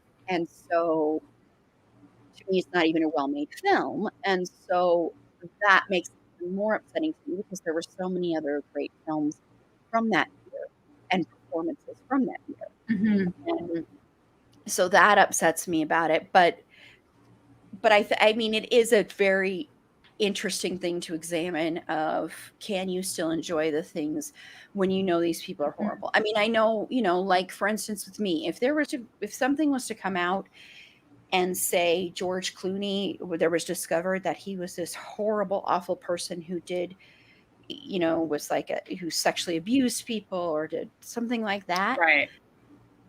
That would be devastating personally, just because I've been a fan of his since the facts of life. Know what I feel like. So that would be devastating. But I would have to be like, bye-bye. I can't like you anymore because you're gross. And I've had that happen to me, and it would feel weird to be like, I'm going to keep supporting you. That's what happened with Jeremy Renner for me. I was like the biggest Jeremy Renner fan I knew.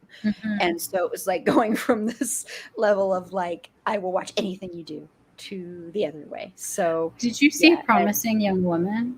Oh my gosh, have I seen Promising Young Woman? That we did a whole episode on Promising Young Woman. It's our most popular episode. Carla was on that one too. And that that movie was, I have to say, and I understand when people have issues with that movie. I totally do. I don't want to ruin the ending on this one, so we won't spoil it. But I will say that was one of the most cathartic viewing experiences for me, because some of the conversations she had were exact conversations I had. So yeah. And I think it's not spoiling anything. I had my mother watch it. Everyone was like, you get it from a lawyer's perspective, you have it from the dean's perspective, and all sorts of things, and it makes you question yourself, like, who would you be in that situation if that happened? And it really makes you look at your own faults and our preconceived judgments. Like, for instance, for me, if I saw a girl, without going into spoilers, drunk in a club, I don't drink.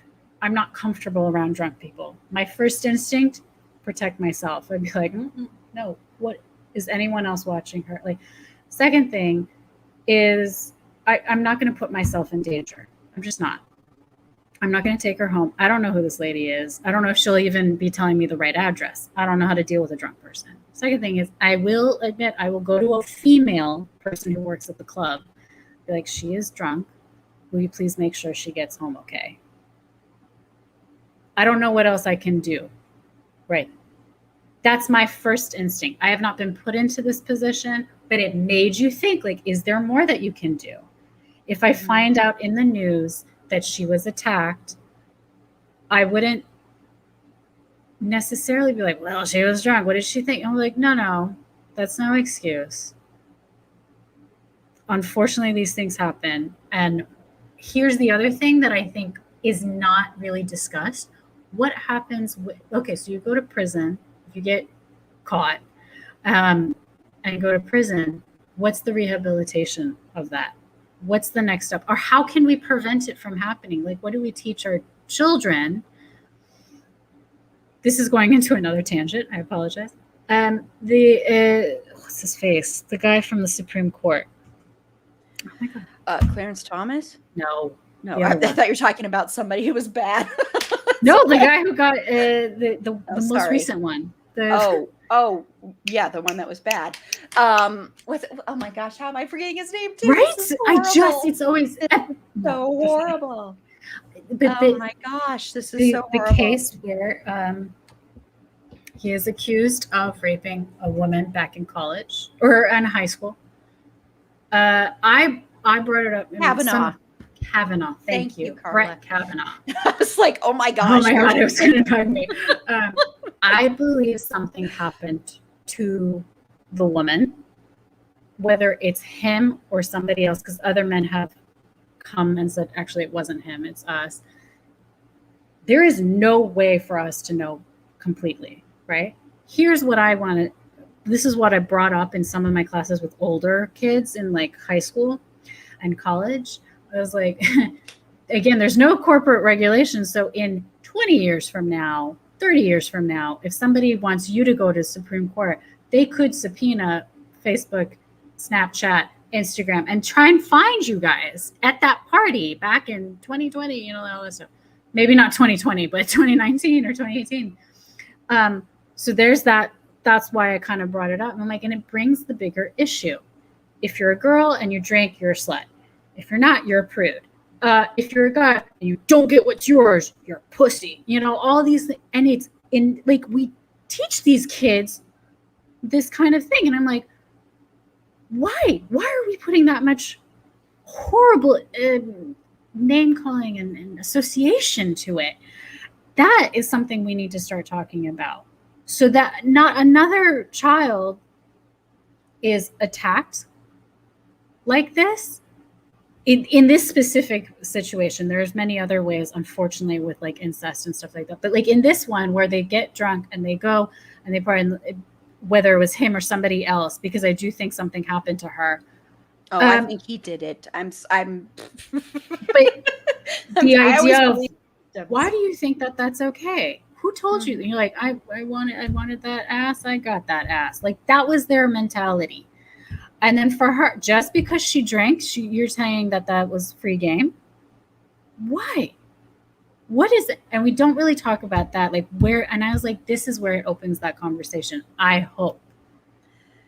Yeah. Does that make sense? Because after you go to prison, where is the rehabilitation? Like, where can we get this better so that no one is a victim and no one is an attacker again? And I still don't know if there's a solution to that. And we don't really talk about it that way.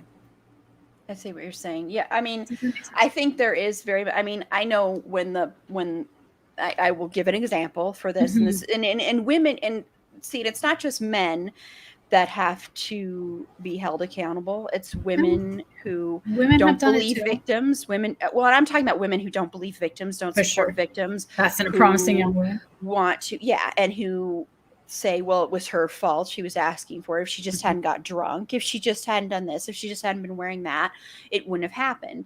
And when the Brett Kavanaugh thing happened, I remember my grandma actually saying to my mom, and my grandma is this very liberal woman, and saying to my mom that she felt really bad for Brett Kavanaugh because this was back in high school. Why bring this up now?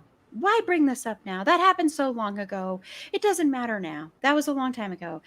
And that's a horrible reaction, frankly. And I love my grandma, but that's a horrible reaction because, and that shows you a lot of where the mentality is. Or it probably wasn't that big a deal, or it probably wasn't that, it didn't mean that much. I will tell you what happened to me. It wasn't full on rape, but I will tell you that sticks with me. I found something not too long ago, my statement that I wrote to the school that didn't help at all. The school was totally on his side. And I will say, reading that was good in a way for me because I do that to myself. I'm like, it wasn't that big a deal. Why does it still bother you? Why does it still affect you? Why do you still have these moments Mhm, of going, mhm. well, I can never watch the movie that we were doing a scene from. I can never watch that movie. I can't even say the name of the movie because of the fact, and it was a movie I loved, and but because of the fact that we were doing a scene from it, I can't do that. I can't hear certain things, I can't smell certain things, I can't stuff like that, and I'm like, "Oh, I should just get over it." I do it to myself, and then when I go back and read that, and I try to read it as someone who is looking on the outside and it's not me, and I go, "Oh, no, no, no, no, this was horrible. This was something that happened over days, over weeks. It wasn't just this one tiny incident that I, in my mind, have broken it down to. It was a history of harassment starting Mhm. from the get go of this person first saying, I want to tell you the exact bra you're going to wear to push up your breasts. So the way that I want them to be pushed up, and then wanted me to meet him in a hotel to go over a different script idea that he has for strippers and that kind of thing. So it's like little things that when you look back on them and you might not have seen them were there of grooming. Yeah. And so I And he was in think a position of power. yeah, and it goes but it goes to the thing of I think what hurt me more in the long run, and this is why I try to be so adamant on believing every victim. I tried to before this, but I think this made me more. Mhm. What was harder afterwards was I had this right after it happened, I had this huge support system. My acting teacher told me I was gonna be changing everything because I was coming forward and this is amazing and you're gonna do so much, and everybody was there. And within 24 hours, that slowly started changing, and then it kept changing, and then all my friends that were supposed to be there for me got sick and tired of me being upset about this and Mhm. abandoned me. And Yeah. and I had one friend say, "Well, you're just gonna have to get thicker skin because this is just the way this business is, and you either get out of it or you get thicker skin because you're gonna have this happen to you again and again, which is not okay." And so I think that was more hurtful personally to It me in a does. way than even what this man did to me and the people on that set did to me. It was even more harmful because I mean it was hurtful when the only other woman on the set walked off during the whole time this is happening and watching her leave, and I will never forget that because I'm like now I'm the only woman here and I'm Mm. alone and there are all these men. There are like 10 other men. How am I gonna if I have to fight off 10 other men, and you've left me in this situation and you don't, and she didn't even defend me. So that to me was more painful. So then that's why I always say, I know there have been the very rare instances of false accusations, Yeah.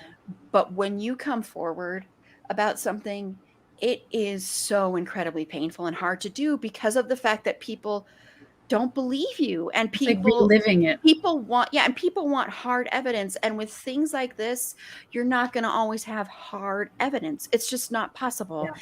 Even in this day and age, it's not possible. And even if you do have evidence, people are still gonna excuse it away. So it's very so for me,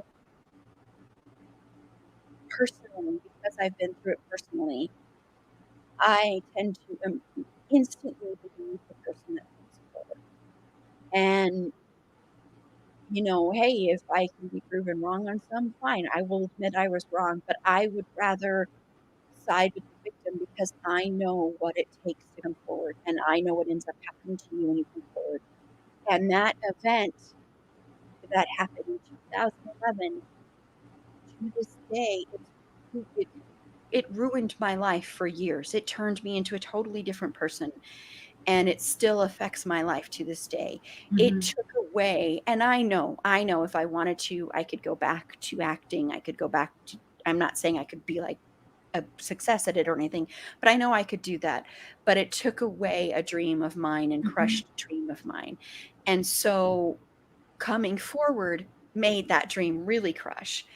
And so I know that it's when you come forward, you're doing it because you want to. At least for me, I was doing it because I didn't want anyone else to get hurt worse than me. It wasn't because of me, it was because of other people. And in the turn, I got victimized again and again and again and Mhm. again. And so that's why for me, it's like, I just can't be like, okay, this is, I just need hard evidence, even if I think you're my favorite actor. That's why if someone was to come forward with George Clooney stuff, I'd be like, Yeah, okay, bye, George Clooney. It was nice being your do fan. you think talking about it and being vocal about experiences, or hey, don't comment if I look pretty or my ass looks tight or something like that, even these side comments, do you think these are a step forward to, like, what is helpful to end it? Acknowledging that, commenting on that, being like, this Mhm. is not okay. This is not, this is part of, that's part of rape culture. It just is. It's Mhm. part of sexism. It's part of harassment. Um, that's part of it. And also knowing whatever part we play in it. It's also the part that, we're going to be talking about in our next episode. We're actually talking about something very adult, very, very adult. We're talking about women in our relationship with like eroticism and pornography and stuff like that. Oh, yeah, it's very And interesting. and I think with feminism, the other thing that happens with feminism is a lot of feminists leave behind people who are sex workers Mhm. because they don't respect them, or they think that's not an act of feminism, or we're not going to care for them. And you see it a lot, and it's always bothered me. That really bothers me a lot because I've had I've had friends that are sex workers. I've had, Mhm. and they're it's if your feminism should be all inclusive. And Yeah. if it does not include that, then that is not real Did you feminism. read Jenna Jameson's How to Make Love Like a Porn Star? I haven't read it. No. Mm-mm. That came out when I was in high school, and I watched her E True Hollywood Story, and I cried, so I bought the book because I didn't know who she was. But I still thought it was a really, really interesting, because she said more women need to get involved behind the scenes. Mhm. I agree. It obviously the safety element of it, but also there's a reason why it's like a guy thing, because there's certain imagery that makes women feel more inclined to watch, right? So you actually could make more money if you worked with women, but they don't.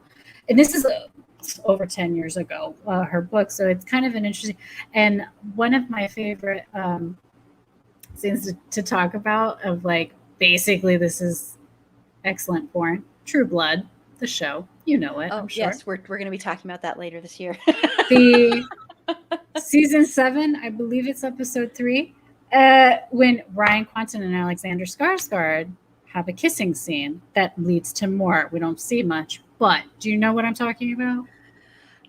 I didn't see the final season of True Blood, You should watch that so episode. I'm gonna have to watch it before we do. I have to watch it anyway before to refresh, But because the I haven't watched True scene, Blood in years. But these two men, very good looking, very good in shape. They could wear garbage bags and it'll look great. But they have very nice clothes. They're neat, all that stuff. Beautiful, like it's like a hotel suite. I'm not giving you much of a spoiler. And I was like, this is beautiful. Like, I actually wish I was in that bed, just like eating popcorn. Honestly, like, I don't even need to get involved. But it was women wearing, and then I found out it was a female writer. I don't think it was a female director, but it was a few more females to make that scene happen. And I showed it to a couple of my friends who didn't really watch it, because you don't need to know too much. And I was like, and my friend goes, pause. I was like, yes. And she's like, do you see that candle holder kind of chandelier thing in the back? I'm like, yeah. She's like, I have been looking everywhere for that. I was like, this is what we're talking about. Women notice these things. well, So yeah, it's because we did an episode earlier this year. It's one of our most popular ones from this year, about the male gaze in media, and that's why it's nice when you have the bingo. female gaze, because Mhm. that's totally different. Like in my favorite show, Queer as Folk, honestly, what was so refreshing about Queer as Folk? and why I think that show has so many female fans is because it's one of the first times where you see the male body being looked at the way a female body usually Mhm. will. I mean, in the very first episode, you have Gail Harold, but you have him shown completely as a sex object, and you Mhm. have the camera pan of his body. You have him slowly pouring water over his body, Mm. and you watch it drip down his body, and that is something you would see with a woman time and time Yeah. again. And so to see it with a man and to see these very intimate, very sexual, very explicit scenes between men and have the camera going up their body the way you would with a woman was so refreshing and nice and yes, very hot and very sexy. But it was just so refreshing because you're not being objectified as a woman. You're not watching a woman be objectified. You're watching someone appreciate the male form in a way that you normally don't see. And I think Mhm. that we need more of that for sure. Like I think when we talked about American Psycho, earlier this year, we talked about how important it was that that was written by a woman and directed by a woman because you've got a movie that's very much about a man who hates women and who hates everybody, but hates women and is where a lot of Yes. anger is focused. And if you had like Oliver Stone who wanted to direct it, if you had had Oliver Stone do that movie, it would have been a totally different thing Mhm. than having a woman do it, where you do have these shots, like we talked about. You have a shot in the beginning of Patrick Bateman in the shower, naked, and you see almost everything of Christian Bale in that movie, and the way, the camera pans up his body, he's very much a sexual object in it. And then also the way the murders are filmed and the way you just don't see women really hardly ever like undressed in that movie. Mhm. And that's very important when you're showing a movie that is all about a man killing and butchering women. It's very important that you don't always have these shown from the male point of view, because then it kind of is like the camera will still be leering at the women when you shouldn't have that. And I want to go quickly just to a couple of Yes. things that have been We said got for into a you know. lot of stuff, Erin. Thank you for having me on. I know, I was like, we'll go And an hour. I do think having these conversations are important. I No, I thank you think for they're very sharing good. your experience Thank because you. and I believe you.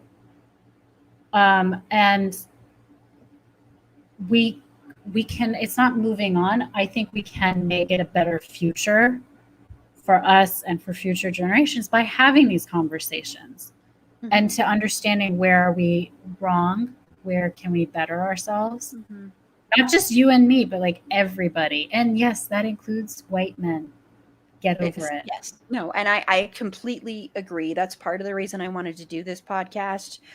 And that's part of the reason. I mean, it's kind of been a theme this year on the podcast is examining stuff like this. And just a couple of things quickly. I do want to say, Bailey, when you said the episode where we're talking about Renner goes hand in hand with this episode, that is how Terrified found us, was through that episode. Because the one about the toxic, Yes, but that's right. that's how she found us, and that's why she contacted us. So yes, it goes hand in hand perfectly. And then I want to go to this thing that Carla said with the real cancel culture is among the people in power. Very true. Kevin Mm, Spacey, he's still pretty much in a I penalty saw that. box. Mira Sorvino, Patricia Arquette, and Ashley Judd were all canceled by Weinstein. For And years. yeah, And good and they on should Peter not. Jackson for pointing it out too. He's like, oh, that explains our meeting. I got to say something about, and he shared that how he would what's this Harvey would cancel other people, and that had repercussions, but this not so much. Yeah. Yeah, yeah. And then, as Bailey said, you can't be a feminist if you don't support sex workers. Amen. Mm, I completely agree with that, and that's a lot of what we will be talking about. And I there are should be other, listening. yeah, it's going to be very interesting. It's going to be very adult, everybody. It's not going to be a live stream because it is going to be so extremely adult. I Yeah. don't know how not Did you watch NSFW is the going to go. 2020 documentary on sex workers on Hulu? Well, it's available on Hulu. I don't know if I did. I'll have to look because I have It's watched a lot of. it's the one with she specializes in fetishes. Then there's the lactating sex worker, and then there's the male escort. It's like 3 or 4 of them that they follow. And Nicole Byer, who's a comedian, she has a podcast. Love the one that also does Nailed It, right? Yes. I And love she's like, Nailed why It. don't you date me? One of her podcasts. And she had the male escort come on to talk about his work and stuff like that. That's how I found out about it, and I watched it. Because that's the thing. It's like we judge people, and then we're like, but also like, don't lie. You watch, and porn is different. Like I joke, my mom and my porn is the Manchurian Candidate remake, because Denzel, for her, always like in a suit, like he's a soldier, and then Liev Schreiber. That's right, Benjamin. I You love Liev Schreiber. Oh competition. my God, I love Liev Schreiber. Oh my God, when Denzel gets to bite Liev, I was like, gosh, you're so lucky. Oh, so they're both very sexy. That's actually a very underrated movie. I rewatched it not too long ago because we talked about Denzel Washington on the podcast in February, and I watched that again, and I was like, you know what, this is actually this movie got a lot of crap, but I think it's actually a pretty decent movie. So yeah, go out there, so that one, and support that one. That was my joke. Is like, that's our porn. Also, I really like Meryl Streep's pearl diamond ring. I have it on my Pinterest board. I like screenshotted it. I was like, it's great. These are the things we notice. Okay. Well, we're going to go ahead and wrap up. Yes, we should. I want to thank. I really did say, I'm like, okay, well, you asked how long. I'm like, well, we can do whenever you want to. And I'm like, it'll probably be an hour, but that didn't happen. But thank you. I'll always turn into bed with the head. I'm just letting you know. But I think this was a very good conversation, and I really appreciate you being open, and especially I think our debate and our conversation about other things and are talking about what it led to, which was not what I expected it to I did not expect that either. Which I think was really good, though. I think it was a really good conversation. Yeah. So I really appreciate you being on, and I appreciate you listening and sharing. And thank you so much. And thank you to Bailey and Carla for all your feedback and words. And I know I didn't get to everything you were saying on there, but thank you very much. I appreciate it. And then Bailey, go back and get a bingo card, and you can also, because our goal is bingo. What do I do? I have 2. You get it. You get something. I'll get your information later. And Bailey, I haven't sent your stickers yet because I'm waiting for you to get enough that you can wallpaper your whole entire bathroom with It's a Fandom Thing stickers. And also, we have an amazing one coming out soon for Halloween. It'll be available starting September 1st. Hopefully I will be premiering that design soon. I've got to talk to Aaron. The other Aaron designed it, and it's incredible. And I know you're not a horror person, Bailey, but I believe you're going to still try and compete in our horror trivia thing, if I'm correct. No, it's so cool. It is so awesome. I can't wait for people to see it. So I might just wait and send one of those because it's so cool. But anyway, thank you so much. I really appreciate it. And I did want to play, I kind of updated our video for the horror trivia event. So I wanted to just download that really quickly. I should have done that beforehand and share that before we go up. But before we close out, I do want to give you a chance just to tell everybody where they can find you, and let me put up your podcast where that can be found again. Thank you. So if you want to just go to that. And that started because I just thought we don't really hear much about the women's, like Lydia Zamenhof. Her father invented Esperanto, but no one really knows about her. So I wanted Hazel Scott. She was married to Adam Powell Jr., the civil rights activist, but no one ever talks about, or like they think the first Black American was this male, and it's actually her. And I just thought it's nice to give their voices out. So yeah, Thank you. Yeah, awesome. And then anything else you want to promote, or anywhere that they can find you, or where can people find you on social media and stuff? I'm usually Tara_Jabbari on Instagram and Twitter. And there's a Who Was She podcast, Instagram, Facebook page, and Pinterest. And yeah, please let me know. Should I take certain things down? Because it's cultural appropriation I was not aware of. And I thank you so much for this time. I learned a lot I appreciate your patience with me.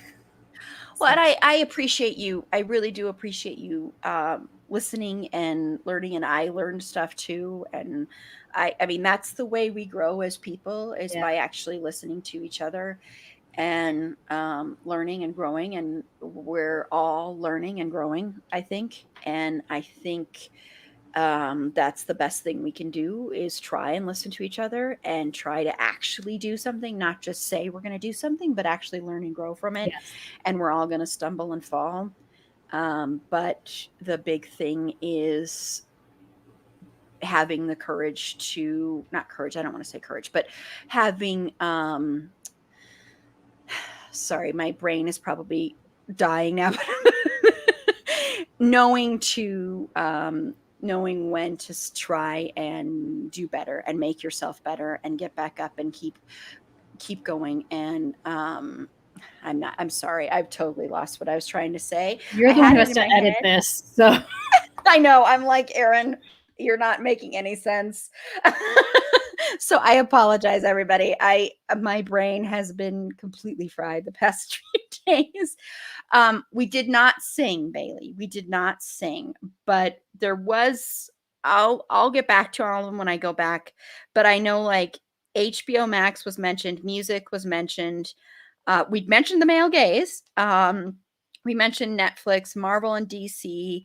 We mentioned Queer as Folk. We mentioned George Clooney. We both laughed. We mentioned Christian Bale. Her cat meowed, so that is a noise. We did tangents. Supernatural is the free one. There was no spelling of. I mean, there's so many that were done. So I think you can say that you probably would have. Oh, and we lost Tara.